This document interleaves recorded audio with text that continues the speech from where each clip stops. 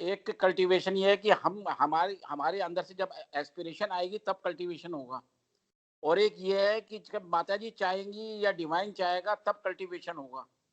ये चीज़ हर क्षेत्र में, जैसे कि मैंने काफ़ी इस पे विचार किया और मैं दिन-रात इस पे चिंतन करता हूँ कि जैसे कि हम कहते हैं कि जब माताजी पांडिचेरी बुलाएँगी तो हम जाएँगे और हम टिकट लेने नहीं जाएँगे और पांडिचेरी चले जाएँगे, तो ऐसा तो हो नहीं सकता। तो ये 2 चीज़ें ज़िंदगी में हमेशा कन्फ्यूज़ करती हैं। इसको जो हम शब्द कहना नहीं चाहते मगर कहना पड़ेगा कि भाग्य प्रधान है या कर्म प्रधान है। क्योंकि अगर मैं अपनी हॉरोस्कोप पे निगाह मारूं तो मैं ज्यादा नहीं, बिल्कुल फ्रैंकली बात कर रहा हूँ। ये चीज हॉरोस्कोप में आज से 25 साल पहले हमारे एक व्यक्ति ने हमसे कहा था कि आप स्पिरिचुअलाइजेशन की तरफ जाएंगे जब बड़े होते जाएंगे। तो क्या माता जी ने हमको उधर की तरफ खींचा या हमारा भाग्य वहां खींच के ले गया, या हमें, या हम आज से 15 17 18 साल पहले इत्तेफाक से सुमन शर्मा जी के पति हमारी दुकान पे आए, उन्होंने हमें पांडिचेरी भेजने के लिए प्रेरित किया। और बिना, और जैसे दिलीप कुमार जी ने लिखा है, मुझे पूरा नहीं पढ़ा है, कि Shri Aurobindo came to me, मेरे को मेरे जीवन में श्री अरविंद माता जी ने किसी से इंट्रोड्यूस नहीं कराया था।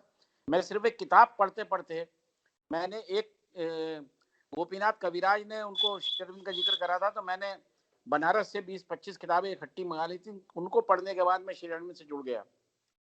तो इस पे मैं थोड़ा सा आपका चाहता हूँ कि आप प्रकाश डालें कि मेरे मेरे प्रश्नों को आप समझ गए होंगे। और मैं कोई मतलब नशे में या किसी उसमें नहीं कर रहा हूँ, मतलब बिल्कुल सच्चाई के साथ ये सवाल पूछ रहा हूँ। हालांकि मैं बढ़ रहा हूँ और बढ़ता रहूंगा, और मगर ये प्रश्न एक इतना होता है कि क्योंकि हम कर्म के क्षेत्र में हैं, हमने, हमारा उस तरह का केंद्र नहीं है या हम उस तरह के नहीं है रविकांत।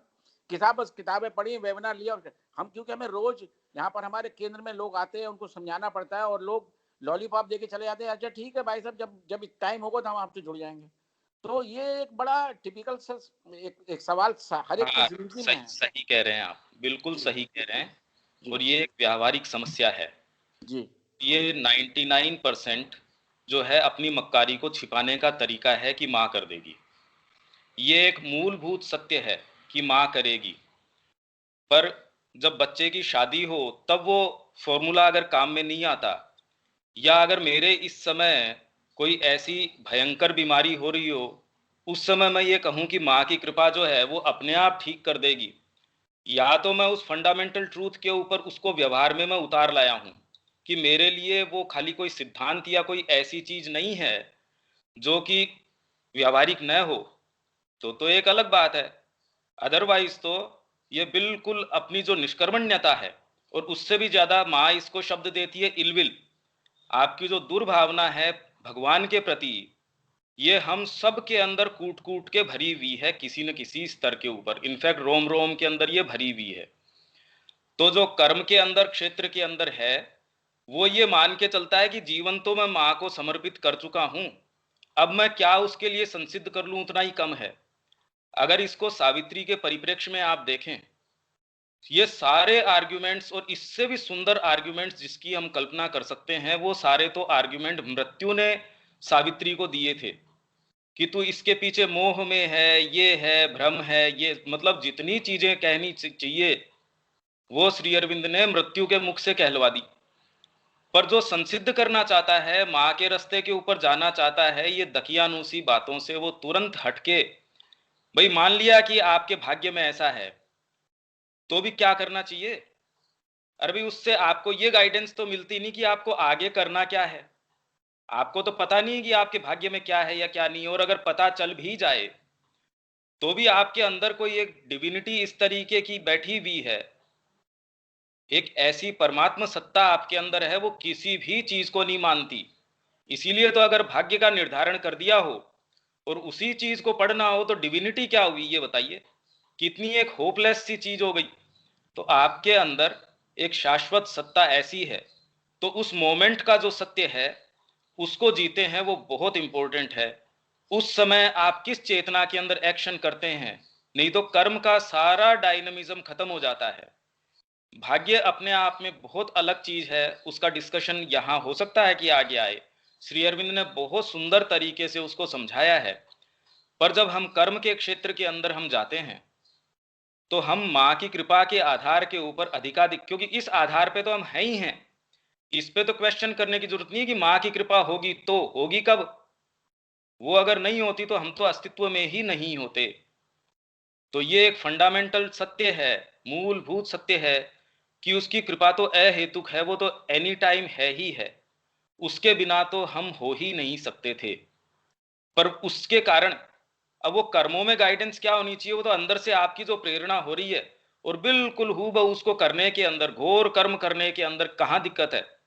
नहीं तो अर्जुन जितने तरीके के सवाल जवाब कर रहा था, दूसरा कहता कितने सुंदर सवाल जवाब कर रहा है, पर कृष्ण तो उससे कोई प्रभावित होने वाले थोड़ी थे। वो कहता है ये सारी चीजें तू कायरता के कारण कर रहा है। जैसे लोग कहते मेरे को इससे फर्क नहीं पड़ता, वो तब की स्थिति है जब आप दोनों स्थितियों में वो हो तो भी उससे अविचलित हो, और वो न हो तो भी अविचलित हो, तब कह सकते हैं कि आपने उस पर मास्टरी करी हो। अगर आप भगवान के भरोसे के ऊपर उसको छोड़ते हैं तो वो एक पोइज बहुत अलग तरीके का है।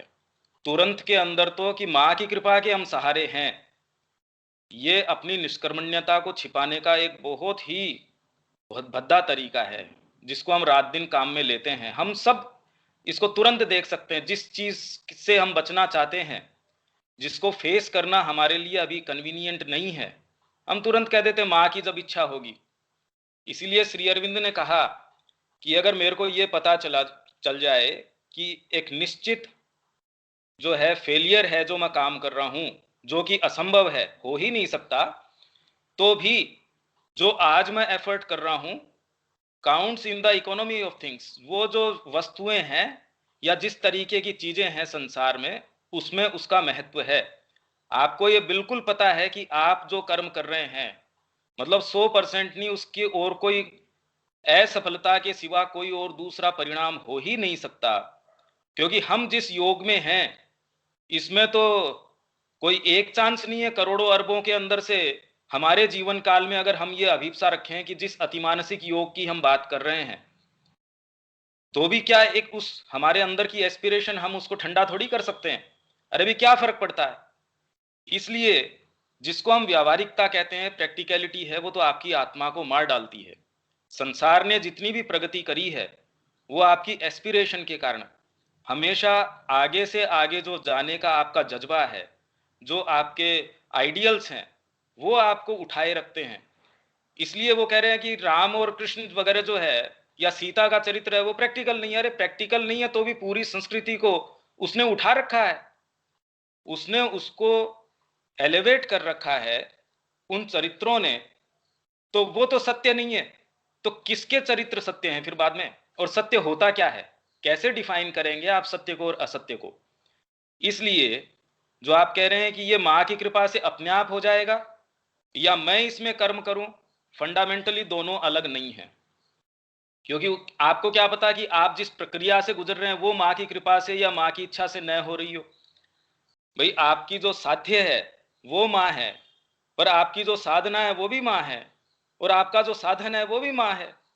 आपको लगता है कि आप अपनी पर्सनल विल से या इन चीजों से चल रहे हैं, पर फंडामेंटली तो वास्तव में आपके अंदर प्रेरणा भी वही देती है, आपको साधन भी वही देती है।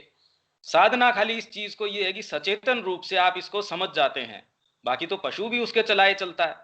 अगर इंडिपेंडेंटली कोई जीव चल पाता तो फिर तो परमात्मा की एकमात्र सत्ता तो रहती नहीं, फिर तो उसके अलावा भी चीजें हो जाती। अगर कोई एक व्यक्ति या एक पशु या कोई एक जीव परमात्मा के अलावा इच्छा से या उसके अलावा उसका एग्जिस्टेंस हो पाता, तो फिर तो परमात्मा एक मेवा द्वितीयम तो होता नहीं, कि वन विदाउट ए सेकंड, उसके अलावा कोई है ही नहीं। ये बात तो होती ही कैसे? तो आपके अंदर प्रेरणा भी वही दे रही है, सारी चीजें वही दे रही है। मेन चीज अब इसके अंदर बस जाती है हमारे लिए हमारी सच्चाई, हमारी सिंसियरिटी। और ये अपनी जो सेशन है मेनली उसी चीज के लिए है कि हम और कितनी सच्चाई से, ये जितने भी बहाने हैं ये बिल्कुल बेवकूफी के बहाने हैं। व्यक्ति जीवन भर माँ श्री अरविंद की पुस्तकें पढ़ना या फिर जो जो जो चीजें हैं जिस जो उसको लगता है, और धीरे धीरे क्या होता है कि आपकी वाइटल आपको ये भी प्रमाणित कर देती है कि हाँ अब तो आप बिल्कुल ऊंचे उठ चुके हो इन चीजों से। तब ये मानिए कि बिल्कुल पक्का ये तय हो चुका कि अब वाइटल अपना नंगा नाच कर सकती है। जितना बढ़िया तरीके से वो किसी जो ढोंगी कोई साधु संत है उसके भेष में जितना मजे से वो अपने आप को फुलफिल कर सकती है, क्योंकि उसको ये अंदेशा ही नहीं होता कि मैं कोई गलत चीज कर रहा हूं। जबकि एक पापी को तो फिर भी ये कभी कोई उसके अंदर से खटका ये हो सकता है कि हो सकता है मैं कोई गलती पे हूं, पर उसको तो पता ही नहीं चलता इस चीज का। वो अपने सेल्फ जो वर्चुअस पर्सन है ना, उसको तो अपनी जो गुण का जो भान है, जो अपनी महत्ता का, सुपीरियोरिटी का, ये पहले भी हम पढ़ के गए हैं, उसको नहीं निकाला जा सकता उसके अंदर से। पसंद है, माँ के लिए जीवन देना पसंद है, ये बातें रह जाती है खाली। जब उसके लिए प्रैक्टिकली कुछ करना पड़ता है तो सारे पिचक जाते हैं, जिसमें से हम में से हर एक खुद देख सकता है इंट्रोस्पेक्शन से। ये तो कोई बताने की बात ही नहीं है कि हम उसके लिए एक मिनट अगर एक्चुअल में देना पड़े सच्चाई में। ये नहीं कि आडंबर कोई दूसरे ये कहेंगे कि मिस्टर एक्स ऐसा करते हैं वैसा करते हैं, या आप खुद अपने महत्ता के भान से भर जाएं। और मैं कह रहा हूं कि सच्चाई से अगर ये करना हो तो बहुत मुश्किल है। एनीहाउ अपन अपने टॉपिक के ऊपर, ये जो है इसके ऊपर अगर किसी के रिफ्लेक्शंस हों तो अपन लेते हैं, क्योंकि पिछली बार अपन ने इस प्रश्न से छोड़ा था कि अपन इस प्रश्न की चर्चा करेंगे। अब उस प्रश्न के बारे में कि ये जो प्रिटेंस की बात है, क्या हम इससे बच सकते हैं। पहली बात तो ये, मतलब कितना बच सकते हैं, क्या बच सकते हैं, और जनरली हम करते क्या हैं, इस बारे में आपके क्या क्या कोई विचार या कोई अनुभव या कोई हैं तो स्नेहा।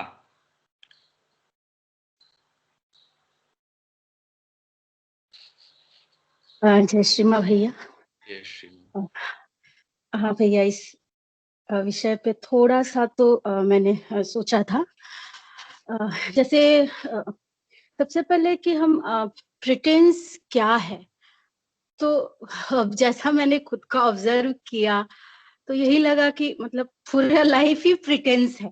हर कुछ जो हम कर रहे हैं या तो खुद को समझाने के लिए या खुद को जस्टिफाई करने के लिए या दूसरों के सामने खुद के एक्शंस को जस्टिफाई करने के लिए, मतलब पूरे देर यही चलते रहता है कि हम सही है ना, हम गलत है ना, सामने वाले के नजर में हम क्या हैं, कैसे कर रहे हैं। तो मतलब एक तरीके से ये एक प्रिटेंस था। लेकिन जब क्वाइटली बैठ करके जब मैं मतलब इस चीज के ऊपर बहुत ध्यान से सोचा, तो मतलब ऐसे लगा कि नहीं, मैं जो रियल में हूँ वो तो मैं बहुत रेयर मोमेंट्स में मैं खुद को फील कर पाती हूँ कि रियल में मैं हूँ क्या। तो ये एक मतलब पूरा जीवन कह सकते हैं कि प्रिटेंस है। तो अगर हम एक छोटे से एग्जाम्पल के तौर पे, बहुत ही बेसिक एग्जाम्पल के तौर पे इस चीज को समझते हैं कि जैसे हम लोग, बहुत लोग बोलते हैं कि नहीं, हमने अपने आप को माँ को दे दिया है या माँ को समर्पित कर दिया है, जैसे बहुत दावे के साथ हम लोग इस बात को कहते हैं अक्सर, मेरा जीवन इसी के लिए है। तो लेकिन अगर अब जैसे स्टडी सर्कल, आज हम अपना क्लास, संडे क्लास ही ले लेते हैं फॉर एन एग्जाम्पल। तो मान लो हमने एक समय निर्धारित किया है कि इस समय तो ये माँ की चीज हम पढ़ेंगे, लेकिन अगर हमारे घर में कोई गेस्ट आ जाता है या कोई ऐसा काम आ जाता है तो हम अपनी प्रायोरिटी नहीं सेट कर पाते हैं कि हमको करना क्या है। हमको लगता है कि नहीं, अगर वो नहीं करेंगे तो लोग क्या बोलेंगे, क्या कहेंगे। हमने जबकि माँ को समय दिया हुआ है 10 बजे का, लेकिन हम माँ के ऊपर लोगों को चूज कर रहे हैं।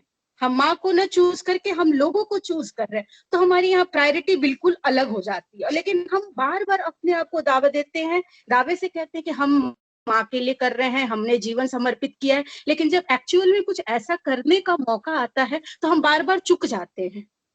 तो ये अक्सर, और ये कंटिन्यूस होते रहता है। तो हम किसको धोखा दे रहे हैं? खुद को धोखा दे रहे हैं, और जो काम हमारे सामने है उसमें डिले हो रहा है, सिर्फ इसी नेचर के कारण। तो ये एक थोड़ा सा, अभी बहुत कुछ मेरे को समझ में आया, बट मैं उसको लिखने का पहले प्रयास कर रही हूँ। शायद मैं उसको कुछ लिख करके भैया मैं शायद कुछ पोस्ट करूंगी। मतलब ये एक थोड़ा सा मैं इस चीज पे मैंने सोचा है। यही मेरा इतना ही अभी तक की अंडरस्टैंडिंग। हाँ, ये तो रिफ्लेक्शन मतलब तुरंत ही आ ही जाता है व्यक्ति को कि और कुछ तो है ही नहीं, खाली प्रिटेंस ही प्रिटेंस है इसमें। कीर्ति दी, आप जरूर कुछ अच्छा चीज बता सकते हैं।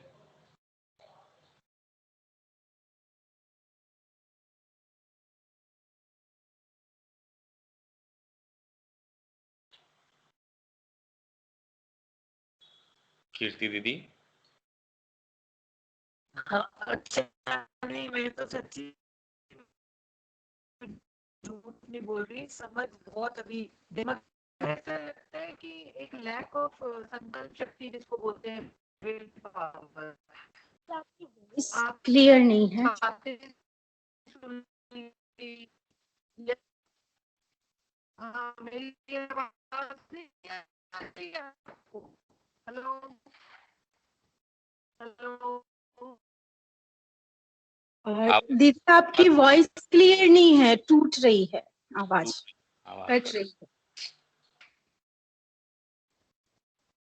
चलो बाद में ले लेते हैं। इसमें हेलो, आपका कट कट के आ रहा है, मतलब कुछ समझ नहीं आ रहा आप जो बोल रहे हैं। वो आवाज आपकी अभी क्लियर नहीं है, थोड़ी देर बाद ले लेते हैं। मारोदिया जी, हाँ, नंद किशोर जी कुछ बोलना चाह रहे हैं। नंद किशोर जी, मारोदिया जी। हाँ भैया, हेलो, हाँ भैया, मैं एक आपसे सहायता चाह आवाज रहा आ रही हूँ। है? हाँ, जी, मैं ये देखता हूँ कि विचार करना एक बहुत बड़ा गुण है व्यक्ति के लिए। विचार करना एक बहुत बड़ा गुण है, लेकिन निर्विचार हो जाना सबसे बड़ा गुण है। तो मैं आज जिस चीज़ की आवश्यकता को महसूस करता हूँ, हर व्यक्ति के लिए अलग अलग चीज़ें हो सकती हैं। आज मेरे लिए ये आवश्यकता महसूस होती है कि मैं निर्विचार कैसे हो जाऊं। तो अगर आप इसमें मुझे सहायता कर सकें तो मुझे बहुत प्रसन्नता होगी। नहीं, अभी तो टॉपिक अपना दूसरा है। जो माँ कह रही है वो दूसरी बात कह रही है, अपन उसके ऊपर हैं। प्रसंगवश ये सारे प्रश्नों का निराकरण माँ अपने समय से कर देंगी, पर आज ही मैं ये सोचूं कि मैं निर्विचार हो जाऊं, या जिन जिन चीजों को मैंने पढ़ा है वो सारी आज मेरे साथ घटित हो जाएं, तो आपकी सच्ची सत्ता में आपके पास वो सारे गुण हैं। आप जिस चीज को रिप्रेजेंट करते हैं, यही श्री अरविंद की फिलोसफी है कि आत्मा जहां से आई है वो अपने सहज स्वभाव में जो जो गुण आप आत्मा के पढ़ते हैं वो है। यहां आप उन चीजों के लिए नहीं आए कि इस मैनिफेस्टेशन से भाग जाएं। इसमें आप किस तरीके से माँ को संसिद्ध करें, जब आप उसको करेंगे उस समय, जैसे उसको अर्जुन को कहा कि इस युद्ध को कर, पर करे किस भावना से। तो आप जब विचारों को, क्या श्री अरविंद निर्विचार स्थिति में नहीं थे? अगर वो निर्विचार स्थिति में नहीं होते तो ये सारा चीज लिख ही नहीं सकते थे। आप क्या सोचते हैं कि माइंड को उत्तेजित करके उन्होंने ये सारी चीजें लिखी? बिल्कुल नहीं। आपके सच्चे विचार उदय ही तब होते हैं जब आप निर्विचार होते हैं। तो इसलिए ये हमने जो गड़बड़ कर रखी है ना चीजों को, ये बहुत अच्छा है। तो ये कैसे होगा? ध्यान से नहीं, आप उससे जो पीछे के विचार हैं, माँ क्या बोल रही है, जब उस पर चिंतन करना शुरू करेंगे, तब जो जिस स्टेट की आप बात कर रहे हैं कि जो फालतू विचार उसके अंदर आते रहते हैं, वो थोड़े रुकेंगे। अभी तो जिन विचारों ने उसको ऑक्यूपाई कर रखा है, और आप जो बोल रहे हैं उनसे मैं भागना चाहता हूं, बिल्कुल ठीक कह रहे हैं आप। पर उसका तरीका ये है कि उसमें सही लोगों को उनमें जगह दो। भाई कमरा खाली पड़ा है, किसी चोरों ने आके उसमें अड्डा जमा रखा है, अच्छे लोगों को उसके अंदर बसाओ। आपका घर खाली रहेगा तो उसमें सांप बिच्छू जानवर वगैरह कुछ भी आ जाएंगे। तो आप जिस निर्विचार की बात कर रहे हैं, हम अभी कर्म के क्षेत्र में हैं। आप अगर उससे भाग जाना चाहते हैं तो एक अलग बात है। ये कोई समय किसी के विचार उठता है, जैसे बच्चे के विचार उठता है, हाँ ये चीज अच्छी दिख रही है तो मेरे को ये भी करना चाहिए। जैसे व्यापारी को दिखता है कि इस व्यापार के अंदर बहुत अच्छा लाभ होता है तो मेरे को ये भी कर लेना चाहिए, ये भी कर लेना चाहिए।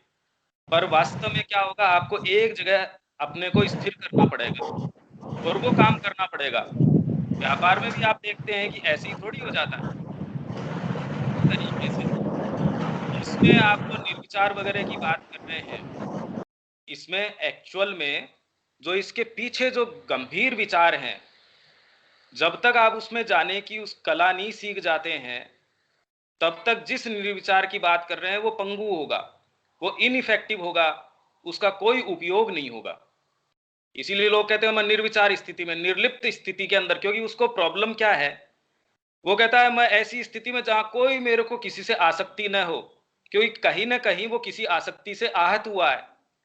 उसके भयंकर रूप से ये प्रॉब्लम है कि किसी से, अपने बच्चे से, अपने किसी मित्र से कहीं ना कहीं वो आहत हुआ है और वो कहता है बिल्कुल संसार में तो कोई काम की चीज नहीं है, इससे तो माया है, इससे तो निर्लिप्त हो जाना चाहिए।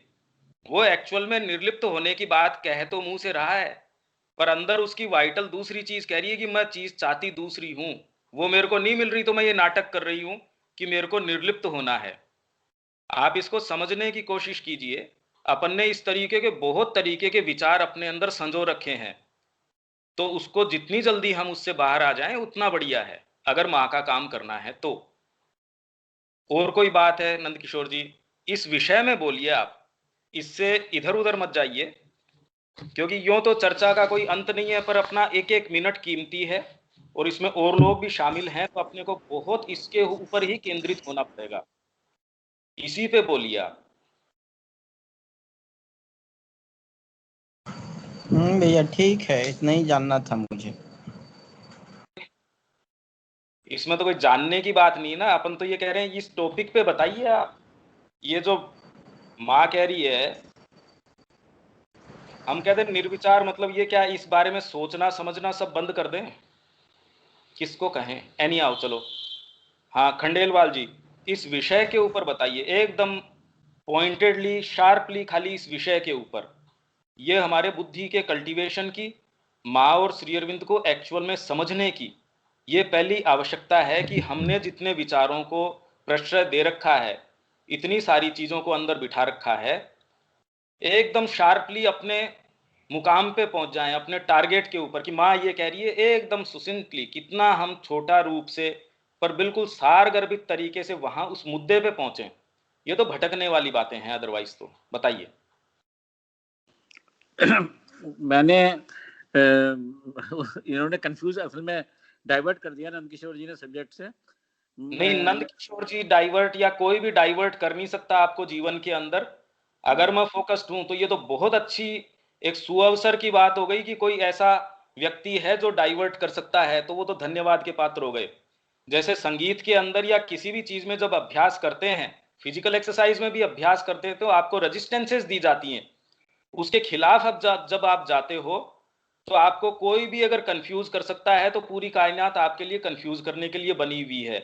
ये कभी नहीं हो सकता कि कोई व्यक्ति आपको इस विचार से और भ्रमित कर सके, और अगर करता है तो अपने को इससे भी ग्रो करना है। अच्छा है एक मौका मिला है अपने को शार्पली इस सब्जेक्ट के ऊपर, इस ग्रुप में जितने भी हैं वो बिल्कुल अपने को इसका होमवर्क करना है, उससे कोई नहीं छूट सकता है। इसके बारे में चिंतन करना है। चिंतन से आपको, अगर आप चिंतन भी नहीं कर सकते हैं तो फिर ग्रुप में इतनी गिनती बढ़ाना अपना कोई उद्देश्य नहीं है।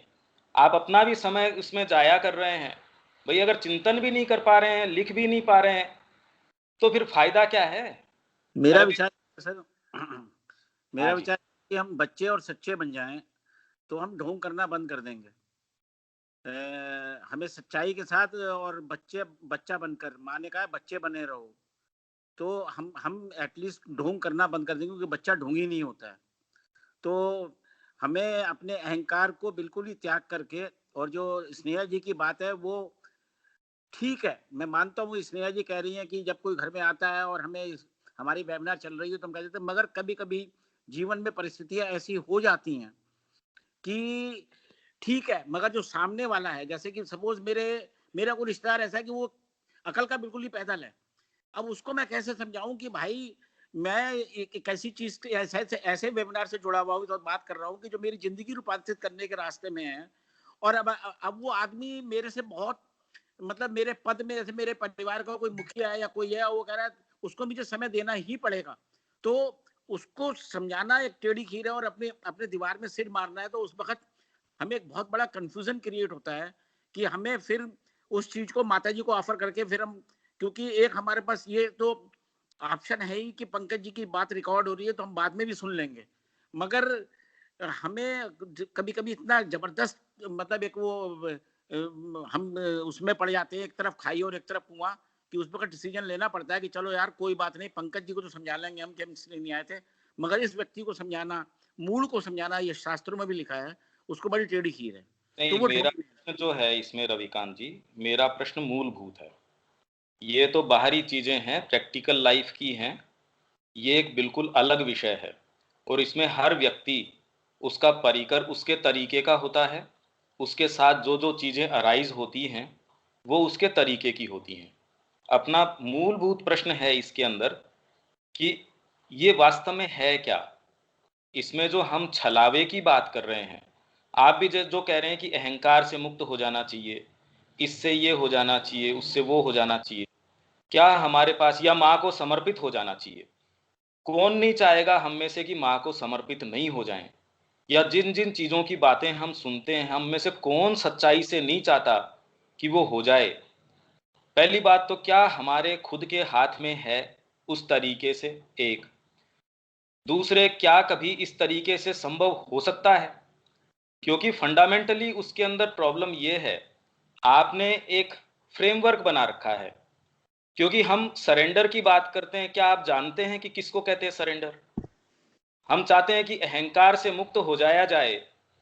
मतलब क्या होना चाहिए अहंकार से मुक्त?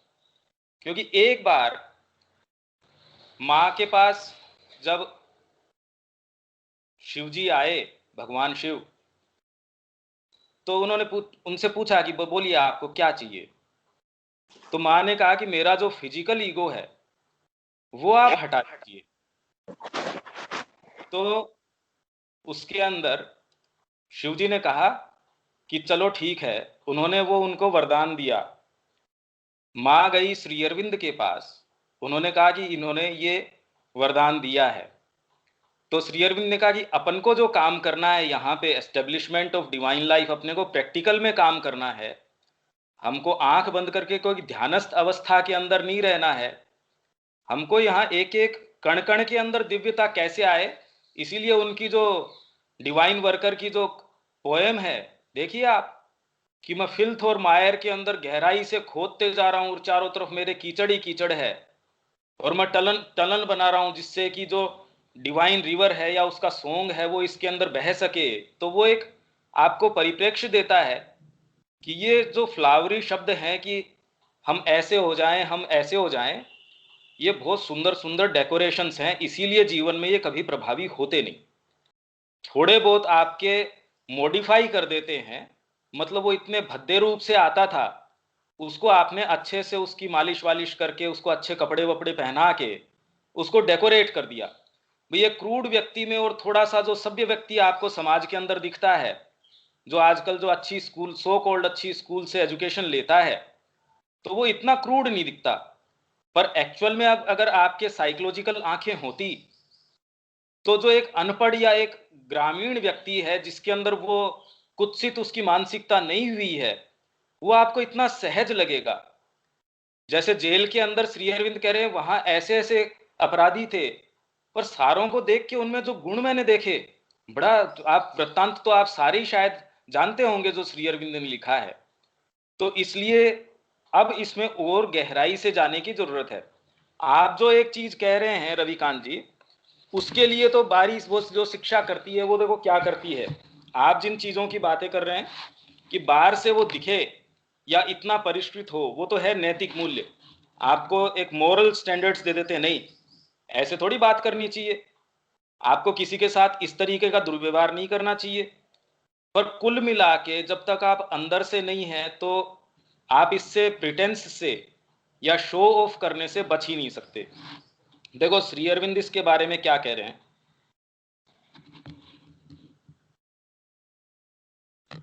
और सामान्यतः इन्हें जो है आध्यात्मिकता समझ लिया जाता है। वास्तव में तो रात दिन जिस तरीके के मैसेजेस मीडिया में और में बातों में, किसी ने किसी को पानी पिला दिया, वो कितना जबरदस्त, देखिए ये तो एक आध्यात्मिक देश है। यहाँ तो क्योंकि घंटियां बजती है तो इसके कारण आपके ये वायरसेस खत्म हो जाते हैं या ये हो जाता है, ये देखो कितना साइंटिफिक आध्यात्मिकता है। तो ये एक बड़ी दकियानूसी सोच है।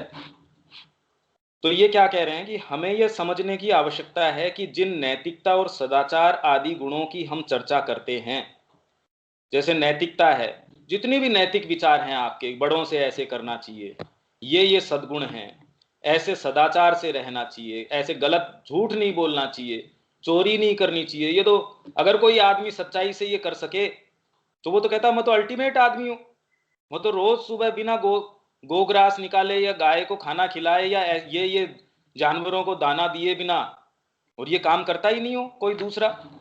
आप देखिए कि वो अपनी खुद की सुपीरियोरिटी के भान से भयंकर रूप से भरे रहते हैं, तो उसके बजाय वो ऐसा न करता तो शायद कम से कम इतनी दुर्गंध उसके जो पर्सनैलिटी है उसमें से आती नहीं। पर हाँ, उसके लिए हमको आंखें होनी जरूरी है, और वो आंखें हमारी सच्चाई से पैदा होती हैं, वो अदरवाइज पैदा ही नहीं हो सकती, क्योंकि हम खुद चकाचौंध रहते हैं उन चीजों से, उन शब्दों से हम चकाचौंध रहते हैं कि इस व्यक्ति ने अपनी सारी संपत्ति दान कर दी।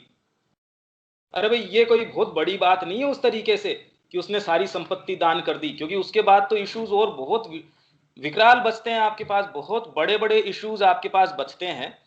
पर जैसे ही आप ये कहते हैं कि ये बहुत महत्ता है या महानता की बात है, तो आप ये बता देते हैं कि आपके स्टैंडर्ड्स कितने दकियानुसी हैं।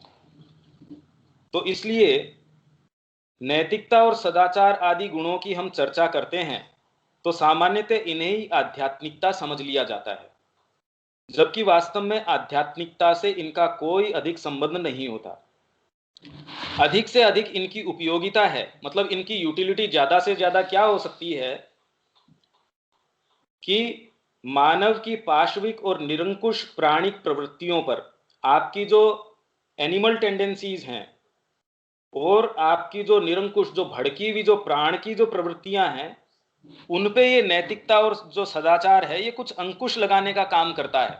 अब आप सड़क पे जा रहे हैं, भूख लग रही है, तो भी आप, भूख तो लगी रही है, या कोई चाट वाले के सामने से गुजर रहे हैं, आपके मुंह में पानी आ रहा है, रबड़ी वाले के सामने से निकल रहे हैं, या जिन जिन चीजों के प्रति आपकी इंद्रियां भाग खड़ी होती हैं, तो भी आप बिहेव ऐसे कर रहे हैं जैसे कोई बिल्कुल संभ्रांत व्यक्ति हैं आप। रात दिन हम ये देखते हैं कि बच्चे के सामने, किसी व्यक्ति के सामने, या हम 24 घंटे जो व्यवहार करते हैं कि हम प्रेजेंटेबल दिख रहे हैं या नहीं दिख रहे हैं, ये मैं अच्छा दिख रहा हूं या नहीं दिख रहा हूं, ये मैं अच्छा कर रहा हूं या नहीं कर रहा हूं, समाज के स्टैंडर्ड्स के हिसाब से। हम ये थोड़ी कह रहे हैं हम कोई बहुत सदाचारी अंदर से हो चुके हैं, पर देखिए आप 24 घंटे हम जो व्यवहार करते हैं या जो जिस तरीके का हमारा कंडक्ट है, तो जो नैतिकता और सदाचार जिसकी हम बातें करते हैं, उनका ज्यादा से ज्यादा उपयोग है कि आपकी जो पशुता है उसके ऊपर कुछ वो कंट्रोल लगाए, ताकि उनमें घोर रूप से लिप्त न रहकर वह उनसे ऊपर उठ सके। साथ ही नैतिकता, सदाचार तथा अन्य कोई भी गुण व्याख्यानों से विकसित नहीं किए जा सकते। कितने भी व्याख्यान आपको दे दिए जाएं, अरे भाई हम सारे पुस्तक पढ़ रहे हैं, हम में से कौन है जो मां श्री अरविंद के संपर्क में नहीं है और जो वास्तव में गहरा भाव न रखता हो। मतलब इसमें तो कोई संदेह किया ही नहीं जा सकता कि यहां जितने भी लोग बैठे हैं वो वास्तव में सच्चा भाव न रखते हो मां के प्रति, श्री अरविंद के प्रति, उनके कार्य के प्रति। पर मेरे ख्याल से इससे भी आप कोई अपरिचित न होंगे कि जब आपकी प्रकृति को थोड़ा बहुत भी मूव करने की जरूरत होती है तो वो तुरंत विरोध कर उठती है। 4 लाइन लिखने की अगर बात हो तो देखिए कैसे विरोध कर उठती है वो, और जिस जिस तरीके की बातें उठ के आती है, ये तो बहुत सुंदर है कि एटलीस्ट कम से कम आपको ये पता चला कि ये चीजें थी अपने अंदर। ये तो एक छोटा सा उदाहरण दे रहा हूं मैं। तो इसलिए ये कोई भी जो गुण है, जैसे आप कह रहे हैं हमारे अंदर अहम नहीं होना चाहिए, अरे अभी कैसे नहीं होना चाहिए उसका तो उदाहरण मैंने दे दिया। श्री अरविंद ने कहा हमारे काम के लिए ये जरूरी है। इसलिए अहंकार की बात नहीं है, पर जिन जिन चीजों की आवश्यकता है आप में, कौन सा आपका गुण है, कौन सा सद्गुण है, इसको डिटरमिन कौन करे। अरे भाई माँ को समर्पित करो, वो अपने आप आपके जिस भी गुण धर्म को, क्योंकि पैदा तो उसने किया उन गुण धर्मों को, वो किस काम के लिए किया है, और उनका अगर परिष्करण भी करना है तो आपके पास क्या शक्ति सामर्थ्य है। आप बाजार से कोई सामर्थ्य इकट्ठी कर लेंगे कि मेरे को इसके अंदर चेतना पैदा करनी है, या मेरे को सरेंडर करना है, मेरे को अपने आप को माँ के चरणों में भेंट कर देना है, भावना के अलावा आपके पास मतलब और क्या रिसोर्स है। और वो भावना भी अगर वास्तव में फंडामेंटली कितनी गहराई से आ रही है, जब तक कि आपकी इनमोस्ट जो आपकी बीइंग है उससे न आ रही हो, तो वो थोड़े दिन में भावना भी जाती रहती है। वो कह रही है भाई यहाँ तो फंडामेंटल काम करना पड़ता है।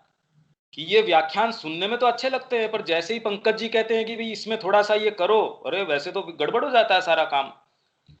तो ये कोई भी सद्गुण हैं वो व्याख्यानों से नहीं हो सकते, क्योंकि प्राण मानव सत्ता का ऐसा निरंकुश भाग है जो किन्हीं मानसिक निषेधाज्ञाओं को नहीं मानता। प्राण आपकी इन चीजों को नहीं मानता कि ऐसा करना चाहिए ऐसा नहीं करना चाहिए। अरे भी बारी आप उसको एक्सप्रेशन नहीं देंगे। आज सारे दिन हम क्या करते हैं, ये बहुत बड़ा आडंबर है, ये एक प्रिटेंस है। और आप इसको मनन कीजिए। व्यापार में आप बैठते हैं कि नहीं ये कहना तो मेरे लिए प्रॉफिटेबल नहीं होगा। समाज में आप जाते हैं, नहीं नहीं ऐसे तो कपड़े पहनने पड़ेंगे। आप पार्टी के अंदर गए हो तो नहीं ऐसे तो आप कपड़े नहीं पहन सकते, आप ऐसा नहीं कर सकते। मतलब 24 घंटे कितने सूक्ष्म रूप से आपके परिवार के, आपके वातावरण, देश, समाज, जितने भी आपको चारों तरफ जो चीजें हैं उन्होंने निर्धारित किया हुआ है कि कोड ऑफ कंडक्ट इस तरीके का होना चाहिए। आप कोई फ्लाइट में जा रहे हैं तुरंत कहेंगे भाई वहां अच्छा नहीं लगेगा, ऐसे कपड़े पहनने चाहिए। तो मतलब और क्या चाहिए आपको? आप कोई पार्टी में जा रहे हैं, आप ऐसे प्रेजेंट करने की कोशिश करते हैं अपने आप को, और बहुत अच्छे अंदर से अच्छा लगता है आदमी को खुद को कि पता मत कितना बड़ा ज्ञानी हूं या मैं कैसा क्या। और जबकि आप सच्चाई से जानते हो आप अपनी असलियत की, आप क्या हो क्या नहीं हो। यहां तक कि जहां हमारी वर्तमान शिक्षा व्यवस्था का उद्देश्य होना चाहिए एक विकसनशील आत्मा की, जो आपकी आत्मा है, जो ग्रोइंग सोल है, एजुकेशन का काम क्या होना चाहिए कि उस सोल को इस चीज में सहायता करे कि आपकी जो ये लोअर टेंडेंसीज है उसके ऊपर कुछ अंकुश लगाए। तो इस शिक्षा का ये तो होना ही चाहिए सबसे पहला काम। जो आपके चोर घुसे हुए हैं, जो लुटेरे हैं, जो आपके सारी शक्ति को हर लेते हैं, और जो आपकी आत्मा है, जो राजा है, जो आपका मालिक है, उसके लिए आपकी बिल्कुल शक्ति को बचाए नहीं छोड़ते। सारी शक्ति आपके परिवार के अंदर। और परिवार क्यों? क्योंकि आपकी पर्सनल आसक्ति है उसमें। आपके जो भी रिलेशंस हैं, आपके जो इमोशंस हैं, सेंसेशंस हैं, वो सारी शक्ति तो वही खा जाते हैं। फिर आपके कोई बने बनाए विचार हैं वो आपकी शक्ति खा जाते हैं। तो ये तो खाली एक बहुत सुंदर डेकोरेटिव विचार रहता है कि मैं माँ के लिए हूं। आप देख लीजिए कि आप एक्चुअल में कितना क्या कर पा रहे हैं। ये किसी और को इसका आकलन की जरूरत नहीं है, और करना भी क्यों चाहिए। हर जने को खुद का आकलन करना चाहिए। तो निरंकुश भाग पर कुछ कुछ नियंत्रण करने में तथा संपूर्ण मानव सत्ता का हमारी सत्ता के अंतरतम भाग के दृष्टिकोण से सर्वांगीण विकास साधित करने में सहायता प्रदान करे। शिक्षा का फंडामेंटल काम ये होना चाहिए।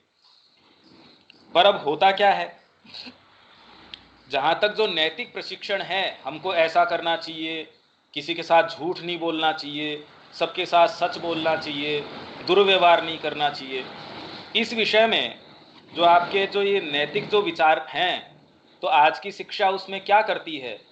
और वो ही मेन कारण है जो प्रिटेंस जिसकी हम बात कर रहे हैं, वो शिक्षा वहीं से बीज डाल देती है, वो तो आपको तैयार कर देती है उसके लिए।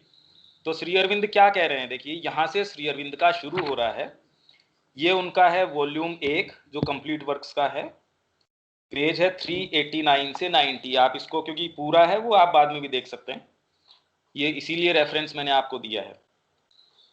ये कह रहे हैं तुम बच्चों पर एक विशेष प्रकार का नियंत्रण थोप सकते हो। तेरे को ऐसे बैठना चाहिए, ऐसे करना चाहिए, नहीं ये तो अच्छी बात नहीं है।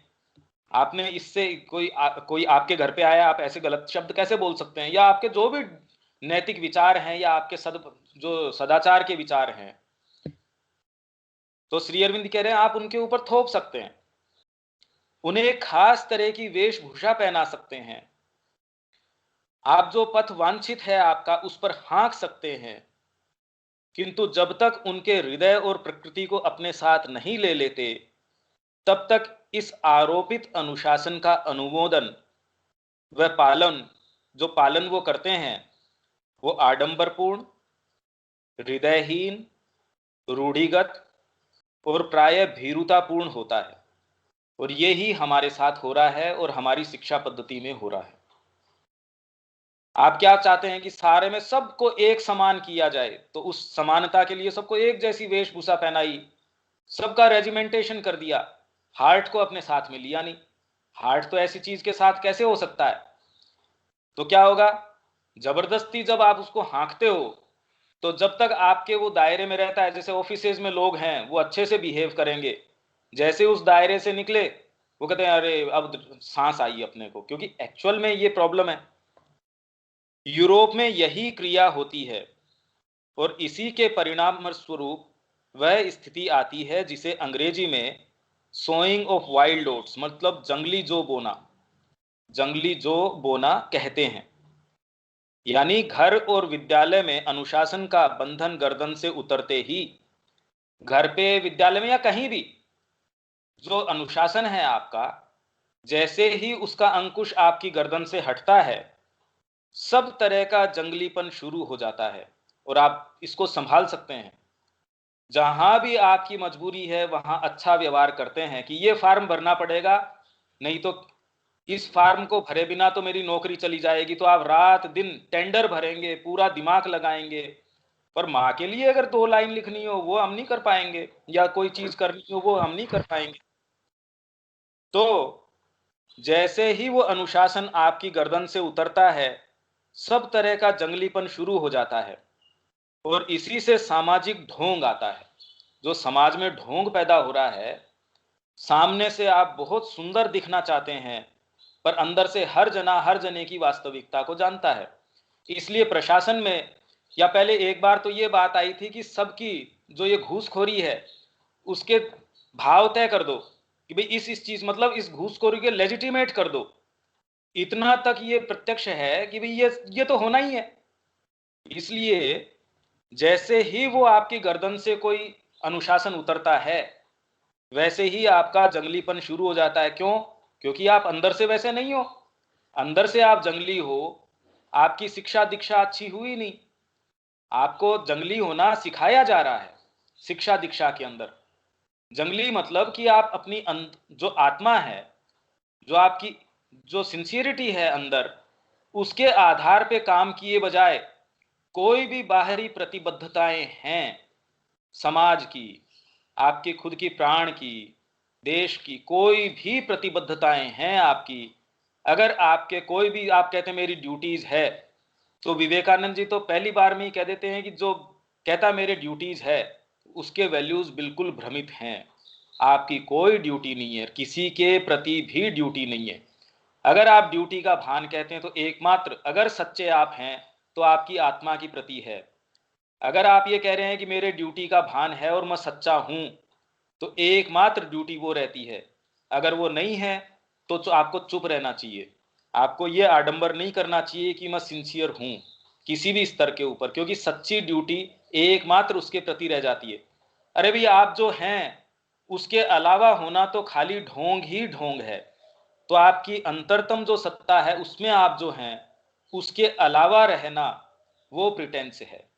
तो अपने पास एक डेफिनेशन क्या आई प्रिटेंस की, ढोंग की, दिखावे की। फंडामेंटली मैं इसके ऊपर जाना चाह रहा था। आप जो वास्तव में हैं उसके अलावा, जैसे उन्होंने कहा मां के शिशु हो जाएं, ये एक बहुत सुंदर स्थिति है और हमको इसके लिए एस्पायर करना चाहिए। पर हमको रात दिन इसके लिए मांझना भी ये चाहिए कि माँ के बालक के लिए क्या ये एक्टिविटी उपयुक्त है। धीरे से भी अगर कोई दूसरी चीज कहे नहीं नहीं मेरी ये प्रतिबद्धता है, कोई प्रतिबद्धता आपकी नहीं हो सकती, आपकी कोई ड्यूटी नहीं हो सकती किसी के प्रति भी। और वो ड्यूटी भी आप सच्चे रूप से निर्वहन तब कर सकते हैं जब आप उससे जुड़े रहेंगे। माँ आपके लिए जो निर्णय लेती है, आपकी आत्मा आपके लिए निर्णय जो लेती है, उसको क्या पता नहीं है कि क्या आपकी सच्ची ड्यूटी है? वही सच्चा आपका कल्याण कर सकती है। तो उससे जुड़ के आपका कल्याण नहीं हो सकता, बारी आपके परिवार से और बार की प्रतिबद्धताओं से आपका कल्याण हो सकता है। तो आप देखिए कि कितने आपके मिक्स्ड स्टैंडर्ड्स हैं। ये फंडामेंटली गलत है। और अगर इसकी हम कोशिश कर रहे हैं तो हम जीवन भर एक भूल भुलैया के अंदर हैं। तो हम तालमेल बिठाने की कोशिश करते हैं और किसी दिन हमारे कोई चीज अंदर से, माँ की प्रेरणा, उनकी कोई टच, उनकी कोई लहर आती है, वो 1 सेकंड में सारे को धराशायी कर देती है, तोड़ देती है, अगर उनकी कृपा ऐसी हो तो। अदरवाइज तो हम उसी कुकून के अंदर बंद रहते हैं और इस भान में और रहते हैं कि हमको आंसू भी आ जाएंगे माँ के लिए, हम सुंदर सुंदर कोई भी उनके लिए क्रियाएं भी करेंगे, हम एक्टिविटीज भी करेंगे, और वो सब फ्यूटाइल हैं, सब बिल्कुल वर्थलेस हैं। उनका कोई मोल नहीं है अगर वो ओरिएंट आपकी सोल से, आपकी सच्ची जगह से नहीं हो रही है। मनुष्य जिस चीज की सराहना करता है और जिसे स्वीकार करता है वही उसका अपना अंश बन सकती है। आपका अंश वही चीज बन सकती है जिसको आप हृदय से अडोर करते हो। कोई दूसरी चीज अगर आपको बाहर से ये कहा जाए कि ये आप पे थोपी जा रही है, मैं आपको कहूं कि बहुत अच्छी मिठाई है, मैं आप पे थोप रहा हूं, तो क्या आप उसको स्वीकार कर सकते हैं? या आपको कोई ऐसा भाव, कोई ऐसी चीज, किसी को संगीत का ज्ञान है, वो जबरदस्ती आपके ऊपर थोपने की कोशिश करे कि ये तो बेस्ट पीस है। शुरू में जब वो कहा था कि भी दिलीप कुमार रॉय को तो भगवान कृष्ण सुनने आते थे, तो पहले सेंस था ही नहीं कि भी क्या होता होगा म्यूजिक। अब आपको अगर कोई कह दे कि उनका ऐसा सुप्रीम म्यूजिक था कि भगवान कृष्ण जो सुनने आते थे, माँ है, श्री अरविंद है, या और जो मतलब वो तो फॉरमोस्ट सिंगर्स के अंदर थे, तो उनका जब शुरू के अंदर बड़ी मुश्किल से हाथ लगा, क्योंकि उस टाइम तो इतनी मीडिया कोई थी भी नहीं, टेप्स थी या उतनी उनकी अवेलेबिलिटी इतनी अच्छी नहीं थी, तो पहली बार सुना तो जो एक पिक्चर बना रखी थी मन के अंदर की पता नहीं कैसा होगा, तो वो बिल्कुल उस पिक्चर के अनुरूप ही नहीं था। तो आज आपके बिल्कुल बगल में एक पूरा सिंसियर व्यक्ति या बिल्कुल ट्रांसपेरेंट व्यक्ति जिसके अंदर से मां छलकती हो, अगर आपके पास नजदीक भी आके बैठ जाए, आप कैसे पता करेंगे भाई आपके पास क्या स्टैंडर्ड्स हैं? आपके पास तो वो दृष्टि नहीं है। तो इसीलिए तो भगवान ने उसको कहा कि जब तक ये नेत्र नहीं होंगे तू मेरा रूप देख ही नहीं सकता। अगर वो वहां बैठ के श्री कृष्ण का रूप नहीं देख सकता, तो आप ये सोच सकते हैं कि ये पूरा जगत हमसे क्या क्या चीज कंसील कर रहा है, हमसे क्या क्या चीजें छिपा रखी है इसने। और अगर उसको खोलना है हमको, तो हमको गंभीर काम करना पड़ेगा। जितनी ये जो विचार हमने सीख रखे हैं ट्रेडिशन से या हवा से जो सुन के, जो अच्छे सुंदर विचार हैं कि हमको समर्पण कर देना चाहिए, हमको ये कर देना चाहिए, उसको सच्चाई से कसौटी पे उतारो और उतार के ये देखो कि वास्तव में क्या इनका मीनिंग कुछ बन रहा है या नहीं बन रहा है। तो इसीलिए वो आपका अंग नहीं है, क्यों आपका हृदय अभी तक मूव्ड नहीं है उस चीज से। हाँ, माँ के प्रेम से आप मूव्ड हो, उस स्तर के ऊपर आप उससे प्रेम करते हो, नो डाउट, पर आपकी बाहरी प्रकृति उस चीज को शेयर नहीं कर रही है। उसको बहुत ज्यादा डिसिप्लिन लगता है, आपकी भावना कुछ देर तो उसको बिठा लेती है, कुछ देर तो कर्म करने के लिए उसको बना लेती है, वो उसको कन्विंस कर लेती है, ज्यादा देर नहीं कर पाती। देखिए आपका शरीर थोड़ी देर बाद में कहता नहीं नहीं इतना लंबा थोड़ी बैठ सकते हैं हम, या फिर इतनी देर ये तो कंटिन्यूअस इस चेतना में निवास नहीं किया जा सकता।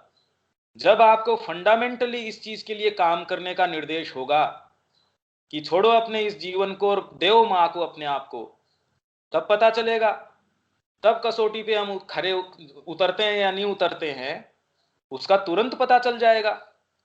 तो भावना एक चीज है, वो भावना हमारे कर्मों को कहां तक प्रेरित कर पाती है, उनको एक्चुअल में अनुप्राणित कितना कर पाती है, उतना आप अपने जीवन में संसिद्ध कर सकते हैं। नहीं तो बहुत कीमती जीवन है, रात दिन आपको न्यूज मिलती है जी कल वो व्यक्ति हैं, मिस्टर एक्स है, वो नहीं रहे, या आपका कोई नजदीकी है जी 3 दिन पहले उसके कोरोना हुआ था, आज तो उसकी अस्थियां मिली है घर वालों को, तो इनफैक्ट डेड बॉडी भी नहीं दी।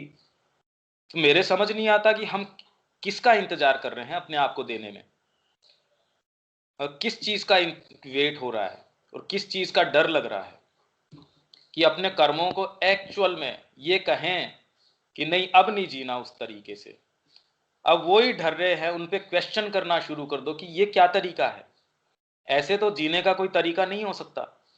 हमको यहाँ मूलभूत चीज चाहिए, व्याख्यान से कोई मतलब नहीं है। तो प्लीज आप इसके अंदर सारे सहयोग कीजिए। आपकी सबकी भावना मैं जानता हूं बहुत अच्छी है, पर सारों की प्रकृति, क्योंकि प्रकृति तो सबको जैसी बनी है, अगर मैं कह दूं कि मेरे घर में चोर घुसा है उसको तो आप निकालिए मत क्योंकि मेरे घर का चोर है, तो ये बेतुकी बात लगती है। तो ये मेरी प्रकृति है, तो जी आप इसको उजागर मत कीजिए। अब इसको उसी तरीके से आप समझिए कि आपके घर में कोई चोर बैठा हो तो आप दूसरों को बुला के उसको पहले निकालते हैं ना, तो वैसे ही इसको निकालने की कोशिश कीजिए। हर संभव वो चीज कीजिए कि उससे आपकी प्रकृति को सहयोग करने का, उसमें प्रकाश लाने का। और जो आपने शब्द सुन रखे हैं बड़े बड़े, जैसे ही हम उसका इंट्रोस्पेक्शन करते हैं, बुद्धि को पता है कि वो कुछ नहीं जानती उस विषय में, इसलिए वो अलग अलग तरीके के सुंदर सुंदर बहाने देती है। और ऐसे बहाने तो जब आप एक्चुअल में काम करेंगे तो सबके अपने अपने तरीके के बहाने उठने शुरू हो जाएंगे। आज पेट में दर्द है, आज तो कुछ विचार ही नहीं आ रहा, आज तो ये समस्या हो गई, आज तो वो समस्या हो गई। तो क्या ओलंपिक्स में जितने जो लोग जाते हैं वो डेट्स तय हो जाती है, उनके क्या परिवार नहीं होते हैं?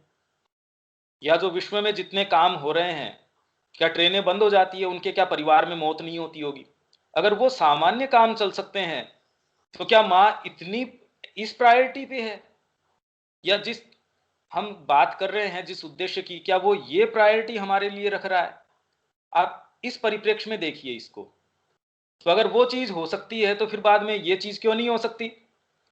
अगर भैया उसके लिए भैया हाँ, भैया इस पॉइंट को फिर से एलेबोरेट करो ना।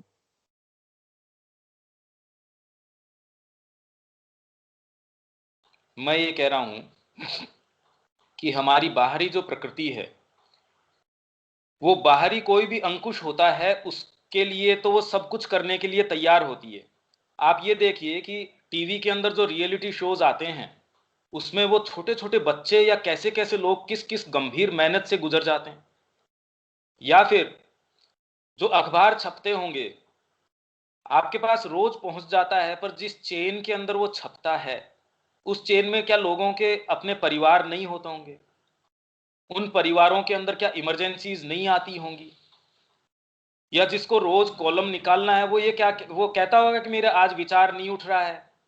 उसको अखबार भरना है अपने समय से, न्यूज है एग्जैक्टली अपने समय पे आएगी, नहीं तो 2 दिन बाद में आउट ऑफ फैशन चली जाएगी वो। उसको बाहर जाना, आप देखिए 24 घंटे जो एंकर्स हैं वो रात रात भर स्टूडियो के अंदर रहते हैं।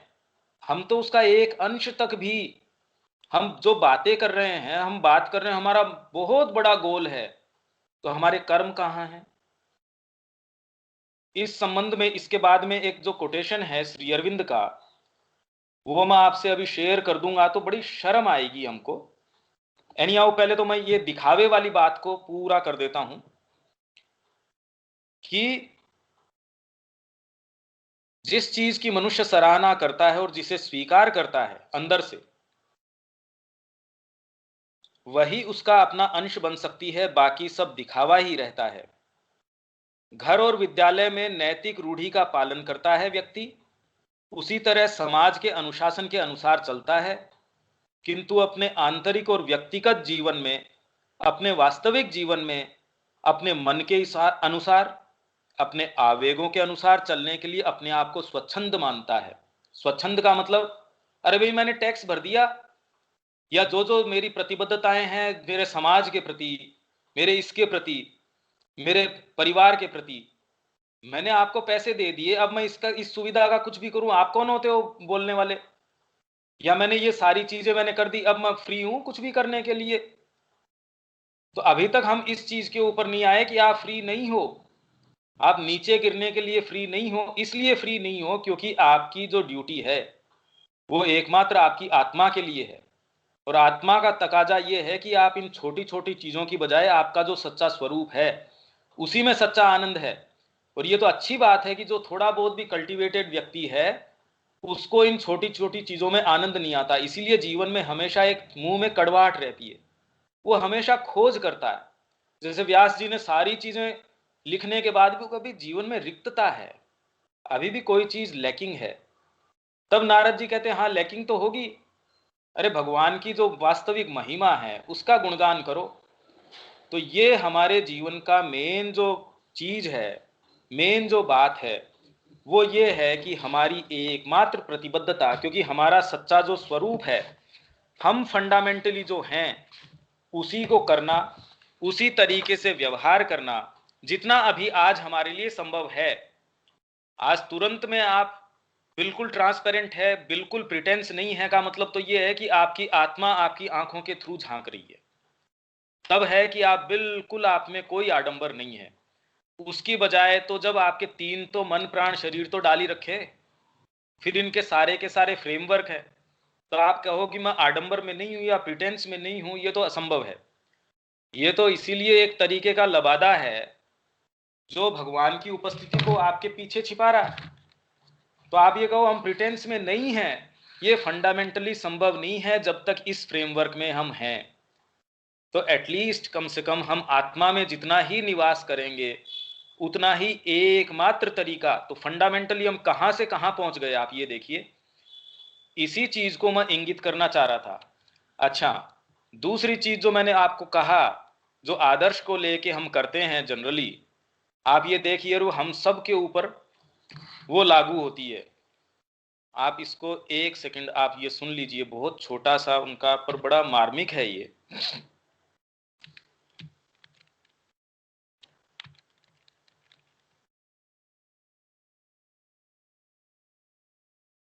ये उन लोगों के लिए है जिन्होंने अपना उद्देश्य तो बहुत ऊंचा रख रखा है। ये मैंने स्नेहा को भी पढ़ाया था, आप लोगों से भी शेयर कर देता हूं। ये श्री अरविंद का कंप्लीट वर्क्स के अंदर वॉल्यूम है 8 नंबर, पेज है 93। एक पूरे कॉन्टेक्स्ट के अंदर वो पूरे में श्री अरविंद कह रहे हैं, पर अपने लिए जो बहुत सारगर्भित, जो अपने लिए समझने की चीज है, श्री अरविंद कह रहे हैं टू प्लेस बिफोर हिमसेल्फ, अपने समक्ष एक ऐसे उद्देश्य को प्लेस कर देना, स्थापित कर देना, एक ग्रेट ऑब्जेक्ट, एक महान उद्देश्य को, डिवाइन लाइफ, माँ की भक्ति, माँ की सेवा, माँ के प्रति समर्पण, माँ का हमारे जीवन के अंदर आगमन, या जो जो, जो बहुत सुंदर ये इतनी चीजें हैं, और वो डेफिनेटली हमको कहीं ना कहीं मूव करने की कोशिश कर रही हैं, मैं ये नहीं कह रहा। पर श्री अरविंद जो कह रहे हैं उसमें हम अपने आप का जो रियलिटी चेक है वो निश्चित रूप से हमको करना चाहिए, क्योंकि हमसे जो मांग करी जा रही है, क्या उसके लिए हम जो अभी कर रहे हैं वो इनफ है। तो श्री अरविंद कह रहे हैं to place before himself a great object and then to shrink in the name of expediency from the expenditure and sacrifice called for in its pursuit. पहले तो अपने सामने एक महान उद्देश्य जो है उसको प्लेस कर देना कि अपना जीवन में तो माँ मैं आपको 24 घंटे रोम रोम मैं आपको देता हूं, ये प्रार्थना उठती है, पर वो रोम पता नहीं कहाँ रह जाता है जब काम करना पड़ता है तब। वो रोम कहाँ, अभी तो पता नहीं क्या कहना चाहिए।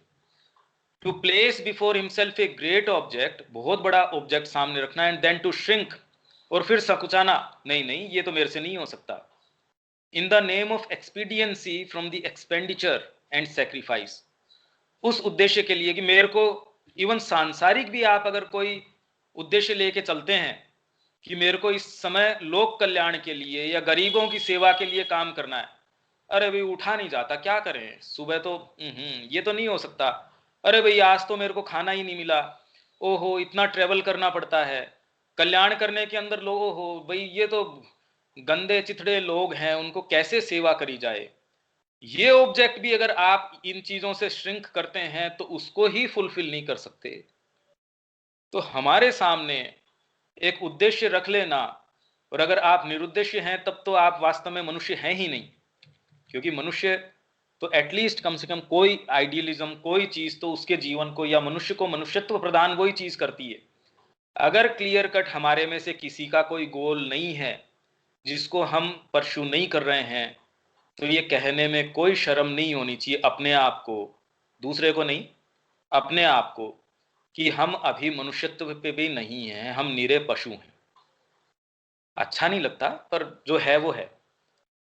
तो श्रिंक करना किससे, सेक्रीफाइस से, या उसमें जो नेसेसरी एक्सपेंडिचर है एनर्जी का, पैसे का, स्वास्थ्य का, परिवार का, अरे भाई मैं लोकल देश सेवा के लिए जाना चाह रहा हूं, परिवार का क्या होगा, अब दोनों चीजें तो नहीं हो सकती। तो इससे श्रिंक करना इज नॉट प्रूडेंस, ये कोई प्रूडेंस नहीं है, ये कोई समझदारी, या कि ये कोई कहे कि हाँ ये तो बड़ा समझदार व्यक्ति है, बड़ा प्रैक्टिकल व्यक्ति है जिसको हम कहें व्यावहारिक, ये तो कोई व्यावहारिक चीज नहीं है। अरे व्यावहारिकता क्या होती है, व्यावहारिकता से तो आप अपना गला कटा लेते हैं, ये चीज व्यावहारिक नहीं है। किसी व्यक्ति को जो सच्चाई कहनी चाहिए थी, सच्चाई का मतलब ये नहीं कि उसको कड़वे शब्द कहने चाहिए थे, इस समय माँ आपको क्या चीज कह रही है आप उसको हूबहू वैसी चीज कहिए। आपके अंदर से प्रेरणा आ रही है कोई चीज की, आप उसको अगर नहीं कर पाते, किस लिए कि भाई ये तो व्यावहारिक बात नहीं है, तो फिर तो साधना करना भी व्यावहारिक बात नहीं है। जो आप एस्पिरेशन लेते हैं या लेके चल रहे हैं, या आपने गोल रखा है, गोल का मतलब ही यही है कि वो तुरंत के अंदर एक ऐसी चीज है जो आपके लिए तुरंत में एक्चुअलिटी नहीं है। जो एक्चुअलिटी है वो क्या है, आप मतलब आप अपने आसपास देखते हो तो आप अगर उसमें जियो तो कितनी छोटी आपकी एग्जिस्टेंस है जिसको आप एक्चुअलिटी कहते हो। वो तो आपकी एग्जिस्टेंस तो बनती ही किससे है जो एक्चुअलिटी नहीं है। आज मनुष्य जाति आगे किससे गई है? उससे गई है कि जो आज की प्रेजेंट एक्चुअलिटी है उसके जो इमेजिनेशन है आगे की, उसमें निवास करने से आप आगे बढ़ते हैं। एक्चुअलिटी क्या होती है? तो if you will be prudent, अगर समझदार ही होना है तो be prudent from the beginning. Fix your object लो, और अपना जो ऑब्जेक्ट है ना वो छोटा नीचे रखो, एंड क्रीप टुवर्ड्स इट, और रेंगते रहो उसकी तरफ।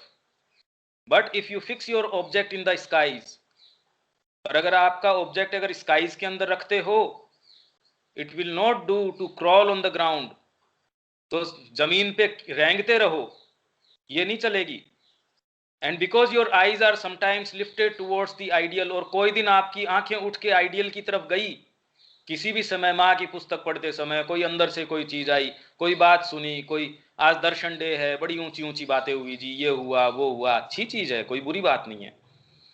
तो कोई दिन आपकी आंखें फिर आइडियल की तरफ जाती है, तो इमेजिन यू आर प्रोग्रेसिंग, तो ये इमेजिन कर लेना कि हाँ प्रोग्रेस कर रहे हैं, वाइल जबकि you murmur to those behind, जो आपके पीछे हैं, पीछे मतलब आपका परिवार है, आपका खुद का बच्चा है और है, उनके कान में आप क्या फुसफुसाते हो, या कोई जो आपके व्यक्ति है नजदीक, उनको क्या कहते हो? यस यस, हाँ हाँ, our ideal is in the skies, हमारा आदर्श तो आसमान में है, because that is the place for ideals, क्योंकि आइडियल तो रखने ही आसमान में चाहिए। अरे भाई जो जो अच्छा बोलना जानता है वो क्या कहेगा आपको कि आदर्श तो है ही, आदर्श नहीं तो क्या हुआ? अगर आपको संगीत आता है तो आदर्श क्या हुआ इसमें? आदर्श तो ये है कि आज नहीं आता, मेरी ये एक्चुअलिटी नहीं है, तो आसमान में होना ही चाहिए। पर but we are on the ground, पर भैया तू जमीन पे है, जमीन पे रह, and the ground is our proper place of motion. तो हम क्या करते हैं, आइडियल तो रख लेते आसमान में, और फिर कहते हैं हम बहुत प्रैक्टिकल व्यक्ति हैं। देखो समाज में ये भी करना पड़ता है, ये भी चीजें करनी पड़ती है। तो ऐसा करके आप किसी और को क्या प्रभावित कर सकते हैं? इसमें तो आप खुद की गर्दन कटवा रहे हैं। आपके अंदर जो संभावना थी मां के आविर्भाव की, उसको आप मार डाल रहे हैं। तो अपना ये ही प्रिटेंस है। अब आप समझ रहे हैं कि क्या प्रिटेंस है, किस हद तक कहां है। तो हम इन चीजों के अंदर भी कितनी देख रहे हैं कि हम एक्चुअल में जिसको प्रिटेंस सोच रहे थे, ये तो कलर्स इसके बहुत दूसरे हैं। तो इसी की मैं चर्चा करना चाह रहा था, इसी के मैं प्रश्न लेना चाह रहा था। पर आप ये देख लीजिए भाई, आपके बुद्धि को तो किसी ने कोई बांध नहीं रखा था, समय को बांध सकता है, आपके रिसोर्सेज को बांध सकता है। क्यों ये फ्लाइट नहीं आ सकती? क्योंकि ये फ्लाइट जिस दायरे में हम अपने आप को, क्योंकि हम उससे निकलना चाह ही नहीं रहे, हमको बहुत अच्छा लग रहा है वो दायरा, तो इसलिए ये चीज आ नहीं सकती, आपकी दृष्टि हो ही नहीं सकती। इसीलिए माँ की वाणी है, कोई चीज है वो समझ नहीं आ सकती कहां से आए, क्योंकि हमारी प्रकृति है उस वो आडंबर उसके इतने हैं, वो दिखने ही नहीं दे रही।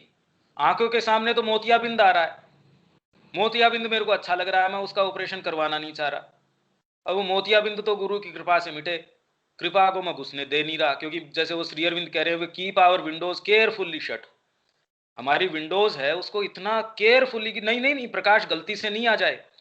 और गलती से अगर कहीं से कोई किरण आ गई तो तुरंत उसको एक कोई टेप या कोई चीज लेके उसके ऊपर चिपका देते हैं कि भैया ये यहां से एक छेद है, भाई यहां एक प्रकाश आ रहा है, इस पे चिपकाओ। और फिर आइडियल तो देखो आसमान में रखने की जरूरत है, इसलिए आइडियल वहां रखना चाहिए। तो प्रिटेंस किस चीज में है कि हम जो फंडामेंटली हैं अंदर से,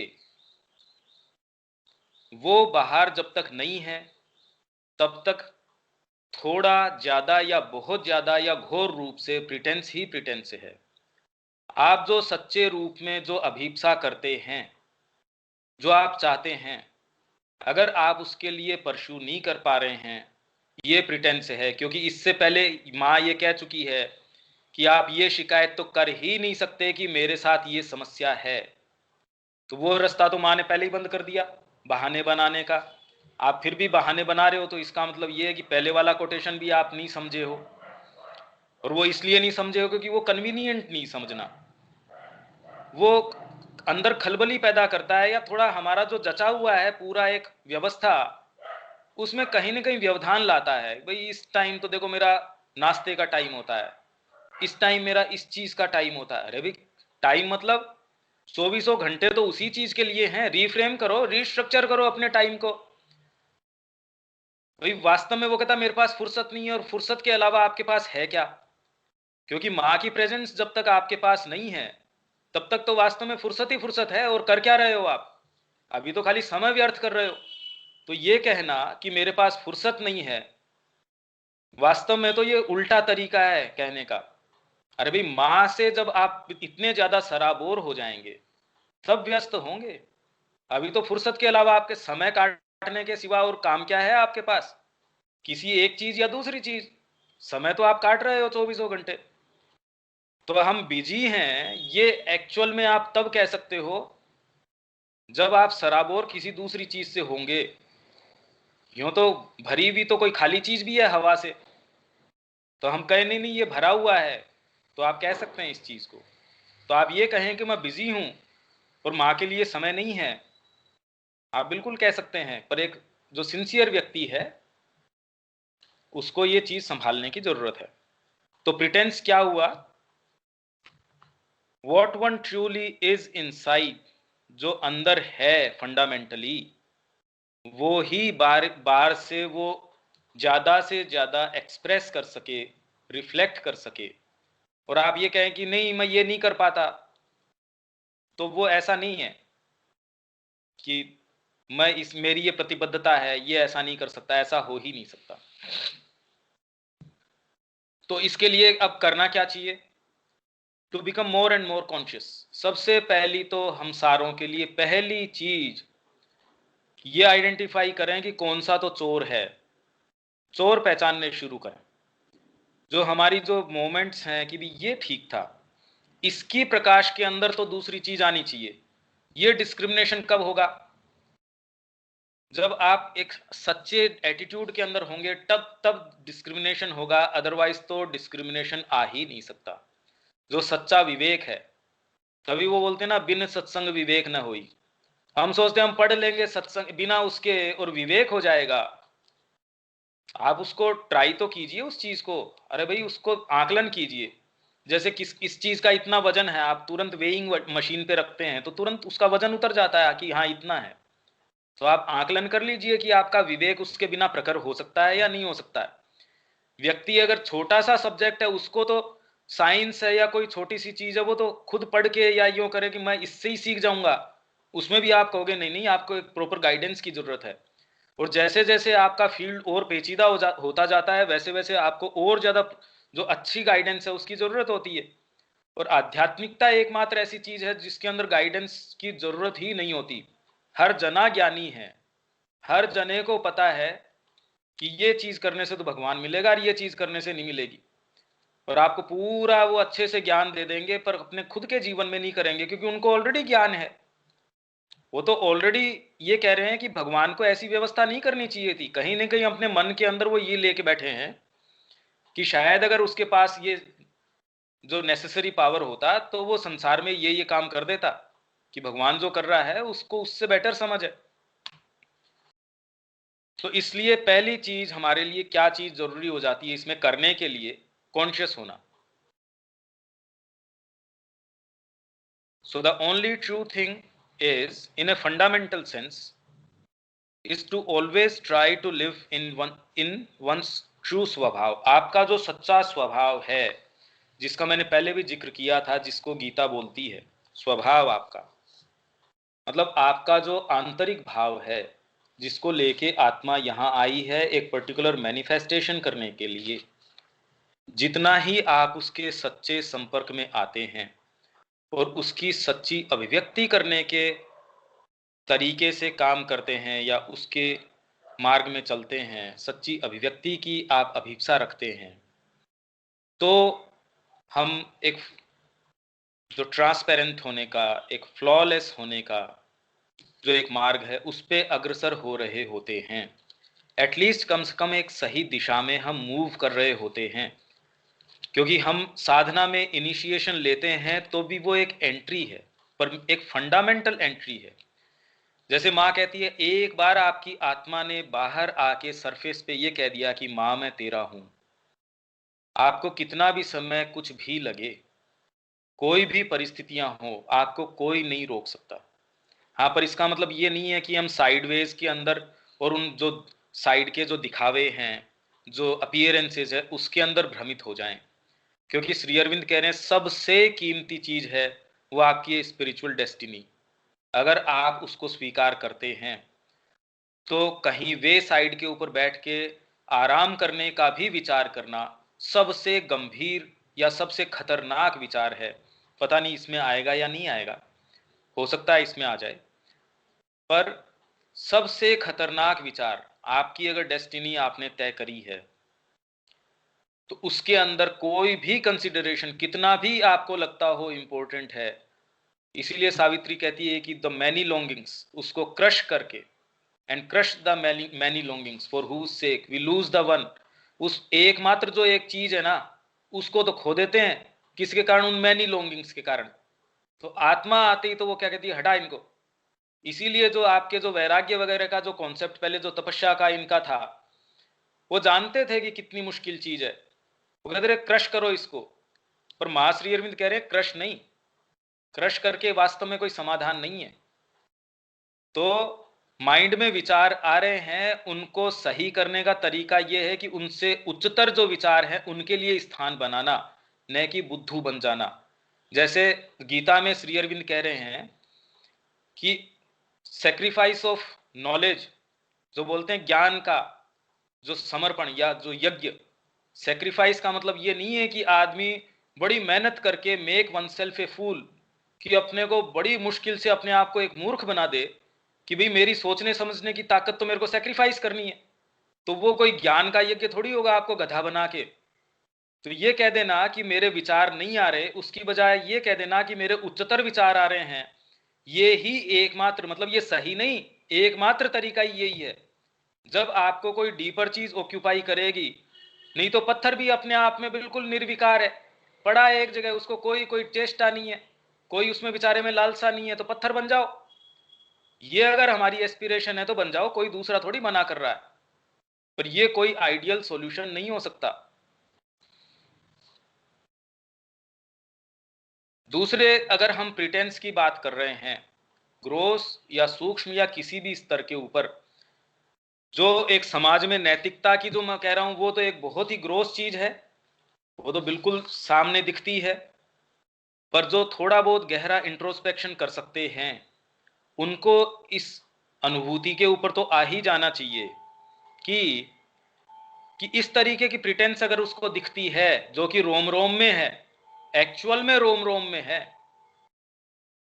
अगर आपके रोम रोम में नहीं होती तो आपका शरीर जिस तरीके से डिके हो रहा है, एज हो रहा है, वो तो मान नहीं रहा उस चेतना को। आपके विचार जिस तरीके से हो रहे हैं, आप जिस भी फ्रेमवर्क में हो, वो उसी को तो उसको दिखा रहा है कि हाँ आप कितने भीगे हुए हैं, रोम रोम आपका एक्चुअल में। तो ये कोई फंडामेंटल इनसिंसियरिटी है आपके बीइंग में, अदरवाइज प्रिटेंस की बात नहीं है, फिर तो एक प्रक्रिया की बात है। अरे भाई आपने सब्जी चढ़ाई, आपने कोई प्रक्रिया के अंदर कोई चीज, उसकी प्रक्रिया में अगर 1 घंटा लगता है, आपकी सच्चाई है, आप वहां बिहार से यहां झुंझुनू तक की यात्रा कर रहे हैं, तो आप जब इसका यात्रा का जो समय है वो बीच की प्रक्रिया का समय है, उसमें कोई प्रिटेंस की बात नहीं है। पर आप ये नाटक करना शुरू कर दें कि मेरे को जाना झुंझुनू है, और आप जैसे पिक्चरों में जिस चीज का नाटक करते हैं कि साहब ये तो ट्रेन में चल रहे हैं, पर एक्चुअल में वो कोई ट्रेन में भी बैठे नहीं होते, अगर वो है तो वो एक फंडामेंटल इनसिंसियरिटी है कहीं ना कहीं। अदरवाइज तो सारा जीवन एक योग है। अरे भाई ये कौन कह सकता है कि हम तो पूर्ण सिद्ध हैं? ये तो कोई नहीं कह सकता। पर इसका मतलब ये तो नहीं है कि आप प्रक्रिया में नहीं आए। तो आप अगर सिंसियर हैं तो आप तुरंत उस प्रक्रिया को शुरू करते हैं कि मेरे को ये काम करना है। उसमें माँ की कृपा करेगी तब करेगी, माँ की कृपा तो है ही है, और माँ की कृपा से मेरे को कोई मतलब नहीं है, मैं चाहूंगा वो होगी माँ की कृपा। तो अरे भी मैं माँ को प्यार करता हूं, मैं उसको पुकारूंगा, कृपा कहाँ चली जाएगी माँ भाग के, करनी पड़ेगी उसको। जब ये अधिकार से आप कहोगे तब आप एक सही जगह हो। आपके जब आग लग रही हो घर के अंदर, आप उस टाइम ये कहते हैं माँ की कृपा होगी, जला उसको जो है जलती वो बुझा देगी। आज दूसरा विचार ही नहीं आता, तब ये आता है कैसे पानी उठाओ बुझाओ इसको, बाद में देखेंगे माँ की कृपा को। तो वैसे ही जब आप एक सिंसियर उसमें होते हैं तो बातें, परिदृश्य सब चेंज हो जाता है। एक आदमी विचार करता रहता है, प्लानिंग करता रहता है, मैप्स देखता रहता है, पर जो आदमी एक्चुअल में यात्रा में, उसके प्रश्न अलग होते हैं कि भैया मैं यहां पहुंच गया, ये नजारे हैं, बोल अब कहाँ आऊं। अदरवाइज तो जिंदगी भर आदमी कहता रहता है बड़ी इच्छा है, हम आना चाहते हैं, हम वहां ये रहना चाहते हैं, जीवन निकल जाता है, वो कभी करते नहीं, क्योंकि वो उसका सारा दोष कन्वीनियंट है, परिस्थितियों को देना, चीजों को देना। वो ठीक भी है, अगर ये जस्टिफिकेशन नहीं होता तो आदमी मारा जाता। बुद्धि का सबसे बड़ा उपयोग क्या है, इंटेलिजेंस का? अभी हम पढ़ रहे थे श्री अरविंद का, तो बुद्धि का एकमात्र जो सबसे सर्वोपरि जो उपयोग है, ये जस्टिफाई करना कि आप तो हो ठीक, सबसे अच्छे आप ही हो। इन शब्दों में नहीं कहती, क्योंकि इतना तो सुनना अच्छा नहीं लगता, पर अंदर ही अंदर तो लगता है भी इन कंडीशंस में और मैं क्या कर सकता था। भाई मेरी कंडीशंस वो पंकज जी थोड़ी समझते हैं, या एक्स नहीं समझता है, वाई नहीं समझता है। पंकज जी तो महान है, पंकज जी ये हैं, या एक्स महान है, या वाई महान है, उनके लिए कहना सहज है। ये तो वही वाली बात हुई जो दिलीप कुमार रॉय श्री अरविंद को कहते थे कि हम जो धरतीवासी हैं गुरु, उनका तो बताइए उनका क्या करें, आप तो दूसरी चेतना में हैं। तो श्री अरविंद ने कहा कि भाई आप जो बातें कर रहे हैं वो तो बिल्कुल इनकंसिस्टेंट है। जब मैं कहता हूं कि ये सारी चीजें, इनका सच्चा निराकरण, सच्चा समाधान होगा अतिमानस के अंदर, तब तो आप कहते हो कि आप बिल्कुल इम्प्रैक्टिकल बात कर रहे हो गुरु। और जब आप समस्याओं की बातें करते हैं, उस समाधान को आप मानते नहीं और फिर समस्याएं का गुणगान करते हैं। मैं उन समस्याओं का समाधान बताता हूं, वो आप मानते नहीं हो, और जबकि वो कोई इनसिंसियर व्यक्ति भी नहीं थे। इस तरीके की पता नहीं कितनी कितनी वैलिटीज, जो पहले एक शब्द आया था ना, वो हमें भरी पड़ी है। ये मैं उन लोगों की बातें कर रहा हूं जो एक्चुअल में सिंसियर हैं, जो नहीं है उनकी तो बात ही क्या करनी। फिर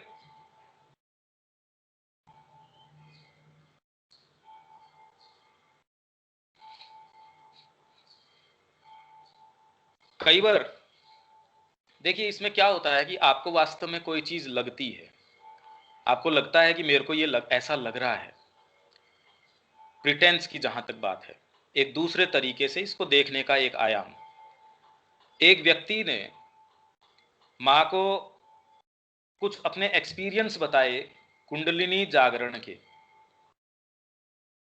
तो माँ ने जब उसके डिस्क्रिप्शन को सुना तो माँ ने फिर बाद में उसको कहा,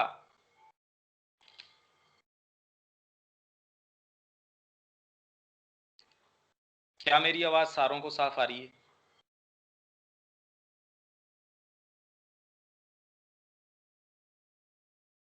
स्नेहा मेरी आवाज साफ आती है क्या? हाँ भैया, आ रही है।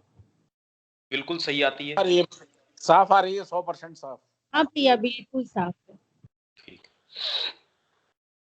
हाँ, मैं एक चीज ये कह रहा हूं कि कैसे आपका माइंड, आपका जो साइकोलॉजिकल फ्रेमवर्क है, आपके विचार हैं, वो आपको बेवकूफ कैसे बनाते हैं, या आपको महसूस करवा देंगे कि जो आप देख रहे हो या आप महसूस या अनुभव भी कर रहे हो वो कितने छलावा हैं। तो एक व्यक्ति ने माँ को नरेट किया या उनको बताया अपना अनुभव, अपनी कुंडलिनी जागरण का, तो माँ ने जब वो सुना तो माँ ने कहा कि फिर अच्छा ये भी हुआ होगा। जैसे अगर मेरे को कोई आके कहे कि मैं आपके उस फार्म हाउस के ऊपर गया था और मेरे को ये दिखा, तो क्योंकि मैं उस फार्म हाउस को जानता हूं तो मैं कह दूंगा कि अच्छा हाँ, उस साइड में क्या हुआ, उधर तो पहले गायों का एक स्थान था, इस साइड के अंदर कमल भी लग रहे थे, क्योंकि मैं उस जगह को जानता हूं। तो वैसे ही माँ ने उसको कहा, जिस व्यक्ति ने माँ को बताया कि उसके ऐसा ऐसा एक्सपीरियंस हुआ है जागरण का, तो माँ ने उसको फिर बाद में आगे माँ को लगा कि हाँ इसको पता है, तो माँ ने कहा अच्छा ये भी हुआ होगा, ये भी हुआ होगा, तो इसमें ये भी ऐसा महसूस हुआ होगा तेरे को। वो तो बिल्कुल लॉस्ट, उसने कहा पता नहीं भाई, ऐसा तो कुछ पता नहीं चला। तब माँ कहती है कि भी इसने पहले पढ़ रखा था और उस डिस्क्रिप्शन के आधार के ऊपर इसने अपने मेंटल जो है वो ऐसी चीजें बना रखी थी, और उस फ्रेमवर्क में इसको लग रहा था इसको अनुभव भी हो रहे हैं, इसको सारी चीज भी हो रही है। अब बताइए इस प्रिटेंस से या इसको क्या नाम दें, इससे हम कैसे बच सकते हैं? बाहरी प्रिटेंस से कि ये तो बहुत ग्रोस लेवल के ऊपर है, मैं मन में चाह रहा कुछ हूं, मेरे को चाहिए तो आइसक्रीम, और मैं उसको बार बार कह रहा हूं देख तेरे को तो अच्छी नहीं रहेगी, तेरा तो गला भी खराब है, तू कैसे खा सकता है ये। मतलब दोस्त की आइसक्रीम लेने के अगर मैं 1000 तरीके से उसको लेना चाहूं, देखिए आप कितने सुंदर सुंदर तरीके से उसको कन्विंस करने की कोशिश करते हैं। मैं इस प्रिटेंस की या इन चीजों की बातें नहीं कर रहा, मैं कह रहा हूं आपका फ्रेमवर्क आपको ऐसी बेवकूफी की चीजें मतलब का छलावा दे सकता है, और आपको एक्चुअल में ये लगेगा। तो उसका ये एक उदाहरण है, उस व्यक्ति ने जब माँ को बताया कि ये मेरे को कुंडलिनी का एहसास हुआ, ये एक्सपीरियंस हुआ, तो माँ को लगा हाँ हुआ, तो माँ ने कहा हाँ ये भी चीजें हुई होगी फिर इसके साथ। जैसे मैंने कहा कि भाई इस दुकान पे मैं गया था, तो मैं कहूँ हाँ इसमें ये भी था, अच्छा वो मिस्टर ये भी बैठे थे क्या, या मिस्टर वो भी थे क्या यहाँ। अब वो बेचारा गया ही नहीं, उसने तो फोटो देखी है उस दुकान की, अब वो कहां से उस पूरे वर्णन को रिलेट कर पाएगा, कैसे उसका वर्णन कर पाएगा। तो हमारे साथ ज्यादातर यही होता है, हम सर्टेन वर्णन पढ़ लेते हैं और उन स्टेट्स को हम कहते हैं हमको ईगो फ्री हो जाना चाहिए, हमको अहम से मुक्त हो जाना चाहिए। ये हमको पता ही नहीं है किस चिड़िया का नाम है। हम में से कौन कह सकता है हम जानते हैं जी ये इस चिड़िया का नाम है, हमने तो कभी देखा नहीं। और अगर हो भी तो मतलब करें क्या उसका। जो हमारी ट्रेडिशनल स्पिरिचुअलिटी थी उसमें तो सब थी ये चीजें, तो भी मां श्री अरविंद फिर नया कहने की जरूरत ही क्या थी अगर यही बात होती तो ये पॉइंट एक समझने की बात है कि सामान्यतः हमारा फ्रेमवर्क भी हमको बेवकूफ बना देता है। बना देता क्या, वो तो पिछली बार हमको आया था कि वो नेसेसरी कंडीशंस, नेसेसरी चीजें ही क्रिएट कर देता है। आपकी जो वाइटल है या जो आपकी अंदर चीजें हैं वो बाहर ऐसा वातावरण पैदा कर देती हैं अपने सेटिस्फेक्शन के लिए। आपको लगता है कि मैं क्या करूं इन सर्कमस्टेंसेस में, तो ऐसे ही मेरे को काम या रिएक्ट करना पड़ेगा। तो अब इसमें फंडामेंटली अब इसकी रेमेडी क्या, मतलब इसका उपाय क्या, इस समस्या से बचने का, निजात पाने का तरीका क्या, क्या मतलब थोड़ा इसको ढीला करें अपने प्रिटेंस को। इसमें ये कह रहे हैं the true remedy is to have the advent of one's psychic. अपनी जो अंतर चेतना है, हम कहते हैं हमको कैसे पता,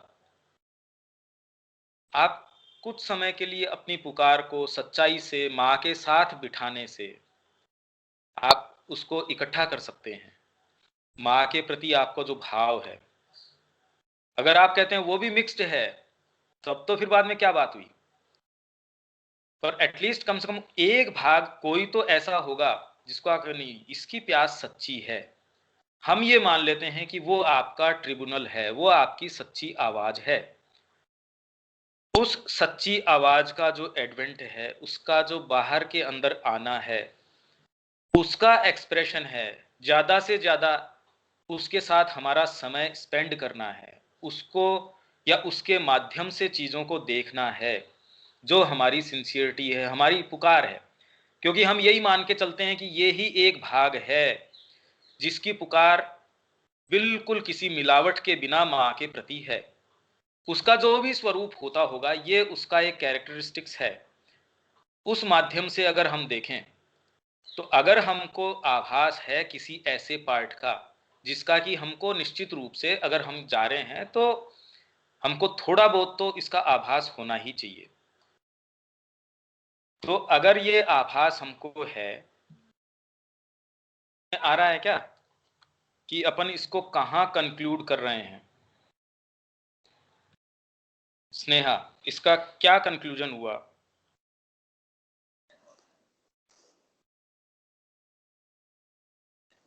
इसको मैं दोबारा आपको बोल देता हूं, जो क्योंकि ये जो वास्तव में एक्चुअल इसका जो कंक्लूजन है अपना, कि सारे इशू को हम कंक्लूड कहां से करें, तो द ट्रू रेमेडी, कि only true remedy is to have the advent of one's psychic. और साइकिक के लिए मैंने ये कहा कि अगर ये नाम लेने में थोड़ी हिचकिचाहट होती हो, हम सब ने हमारी सत्ता का कोई न कोई भाग, कोई न कोई क्षण, कोई एक ऐसा एक भाव, कोई भी चीज, एक एक पार्ट ऐसा निश्चित रूप से एक्सपीरियंस किया हुआ है हम सब ने, क्योंकि सबके साइकोलॉजी है, सबके एक आंतरिक कोई चीज है, तो उसने कोई न कोई ऐसे मोमेंट्स, कोई न कोई ऐसी चीज निश्चित रूप से सब ने हम में से अनुभव कर रखी है। वो ही चीज हमको यहाँ बांधती है, वही चीज हमको इन चीजों में जाने के लिए प्रेरित करती है। हम उसी भाग को जो सिंसियर है, जिसकी प्यास सच्ची है, जो निष्कपट रूप से अपने आप को माँ को देना चाहता है, जो वो ही एक भाग है जो कहता है मैं माँ का शिशु बनना चाहता हूँ। और आपकी कोई प्रकृति का कोई भाग, आपकी फिजिकलिटी, वो तो बिल्कुल छिपाती है उसको। आपकी जो वाइटलिटी है, आपका जो माइंड है, कोई भी और दूसरे भी भाग, सूक्ष्म हो स्थूल हो, कोई भी भाग हो, वो उसके ऊपर एक वेल है, एक पर्दा है। तो उस भाग को ज्यादा से ज्यादा सामने लाके सारे आपके क्रियाकलाप, सोच विचार, भाव भावनाएं जितनी भी हैं, एकमात्र उस ट्रिब्यूनल के सामने से गुजारना, उस भाग का एडवेंट जो चाहता है माँ को, that alone can establish true flawlessness. जो आपकी प्रिटेंस है, उसकी बजाय एक सच्ची जो निष्कपटता है, बिल्कुल सहजता है, उसको ले आएगा बाकी सारे हालातों के अंदर। In all other situations there can be nothing else other than pretence. और कोई भी दूसरे सिचुएशंस या कोई भी दूसरे तरीके से, हालात से, उसके अंदर प्रिटेंस के अलावा और कोई दूसरी चीज हो ही नहीं सकती। तो हमारे लिए एकमात्र जो चीज बचती है कि उस भाग को ज्यादा से ज्यादा सम्मुख लाया जाए, ज्यादा से ज्यादा उसमें निवास किया जाए, उसके आधार पे कर्मों को, सारी चीज को गाइड किया जाए, जो माँ के प्रति जो एक डीपर हमारे भाव है, उसके प्रति मतलब एक सच्ची प्यास, एक सच्ची उस चीज के लिए भाव, वो ही एकमात्र पार्ट है जो रखता है। और ज्यादा से ज्यादा मतलब इसी इशू का नहीं, हर इशू का हमारे लिए कंक्लूजन तो यही हो सकता है कि ज्यादा से ज्यादा एडवेंट माँ का हमारे जीवन में, उनका ज्यादा से ज्यादा किस तरीके से प्रवेश हमारे जीवन में हो सकता है। एकमात्र तरीका, फिर प्रिटेंस है या नहीं है, क्या है क्या नहीं है, क्योंकि प्रिटेंस भी उसी ने कर रखी है फंडामेंटली। अरे भाई, लबादा भी किसने डाल रखा है? परमात्मा ने स्वयं के ऊपर स्वयं का ही डाल रखा है। इसलिए हमको चिंता करने की उतनी कोई विशेष जरूरत नहीं है कि इसमें टेंशन लें। पर हमारे लिए प्रैक्टिकली करने का काम जो है वो इस दिशा में करने का है कि एक पॉजिटिव तरीके से कि हमारी साधना हो जाए, हमको एक पर्टिकुलर ये सारी चीजें हो जाएं, या जो हमने जो शब्द सुन रखे हैं आज तक, वैसा कुछ नहीं है। हमारा एक्चुअल में यहाँ यही है कि हम ज़्यादा से ज़्यादा उस चीज़ में कैसे जा सकते हैं, और हमारा जीवन उसका एक दर्पण कैसे बन सकता है, या इनफैक्ट उसकी अभिव्यक्ति कैसे बन सकता है निर्बाध, कोई भी उसमें बाधा न हो। इस एस्पिरेशन से, इस विचार से हम इस सारे को कंक्लूड कर सकते हैं। क्योंकि जब हम इसमें निवास करते हैं, भैया आप कोई गंदा कपड़ा है उससे पोंछने की कोशिश करेंगे, साफ करने की कोशिश करेंगे, उससे सफाई नहीं हो सकती। तो आज आपके जो भी रिसोर्स हैं उनके माध्यम से आप कहते हैं कि मैं ईगो फ्री हो जाऊं, तो ये तो और ज्यादा ईगो के अंदर डूबने का एक निश्चित तरीका है। मैं माँ के प्रति समर्पित हो जाऊं और आप उसके लिए गंभीर रूप से जिसको आप काम कहते हैं वो करना शुरू कर दें, वो तो आप और ज्यादा केंद्रित हो जाएंगे खुद के ऊपर। तो बड़ी एक विकट पहेली है, तो काम करें नहीं करें, क्या करें? पर एटलीस्ट कम से कम इस भाव में हम एक मत हो सकते हैं, क्योंकि हमने इसको अनुभव किया है। उस भाव की ही अभिव्यक्ति जीवन में हो, और अगर सच्चाई होगी तो वो खुद बता देगी कि कौन सा, कितना, कहां और कैसे इसको इतना शब्द बोलना है, ये बात करनी है। अगर आप सच्चे होंगे, अरे भाई जंगल के अंदर बैठ के अगर भगवान की प्राप्ति हो सकती है, तो यहाँ तो कोई, वहां वो सारी रिसोर्स प्रोवाइड कर सकता है, तो यहाँ तो हमारे सामने सारे ही लोग हमको प्रोवाइड कर रहे हैं। जैसे शुरू में उन्होंने कहा कि भी इनकी बात ने थोड़ा सा मेरे को एक बार डाइवर्ट कर दिया मेरा ध्यान या मेरे जो विचार है उसको। तो ये तो बहुत अच्छा है कि समाज हमको तुरंत क्वालिटी चेक करने के ऊपर उतारू हो रहा है, तो हम इस रूप में भी ले सकते हैं। जिस भी रूप में लें या जिस भी तरीके से लें, फंडामेंटली काम एक ही है इस ग्रुप का, तो कि अब हम हमारा जो भी फ्रेमवर्क है उसके बहाने सुने बिना अब इसके ऊपर एक्चुअल में गंभीरता से चिंतन करें। और आप मेरे को एक बड़ी अजीब सिचुएशन में खड़ा न करें कि हमने इस विषय में चिंतन तक भी नहीं किया, अच्छा नहीं लगता। अब अगर इसमें कोई प्रश्न है तो वो ले लेते हैं। स्नेहा। भैया कोई प्रश्न नहीं है, इतनी सारी बातें डिस्कशन में आई है, अभी दोबारा सुनूंगी, कुछ समझ में आएगा, फिर कोई मेरे प्रश्न होगा। हाँ, क्योंकि इसमें और भी कई रेफरेंसेस है जो मैंने दिए नहीं अभी आज। एनीहाउ इसको यहीं, क्योंकि इसका तो कोई फिर अंत नहीं होगा, वो तो फर्दर स्टडी के लिए बाद की चीजें हैं। किसी और के कोई हो तो बोलिए। रविकांत जी।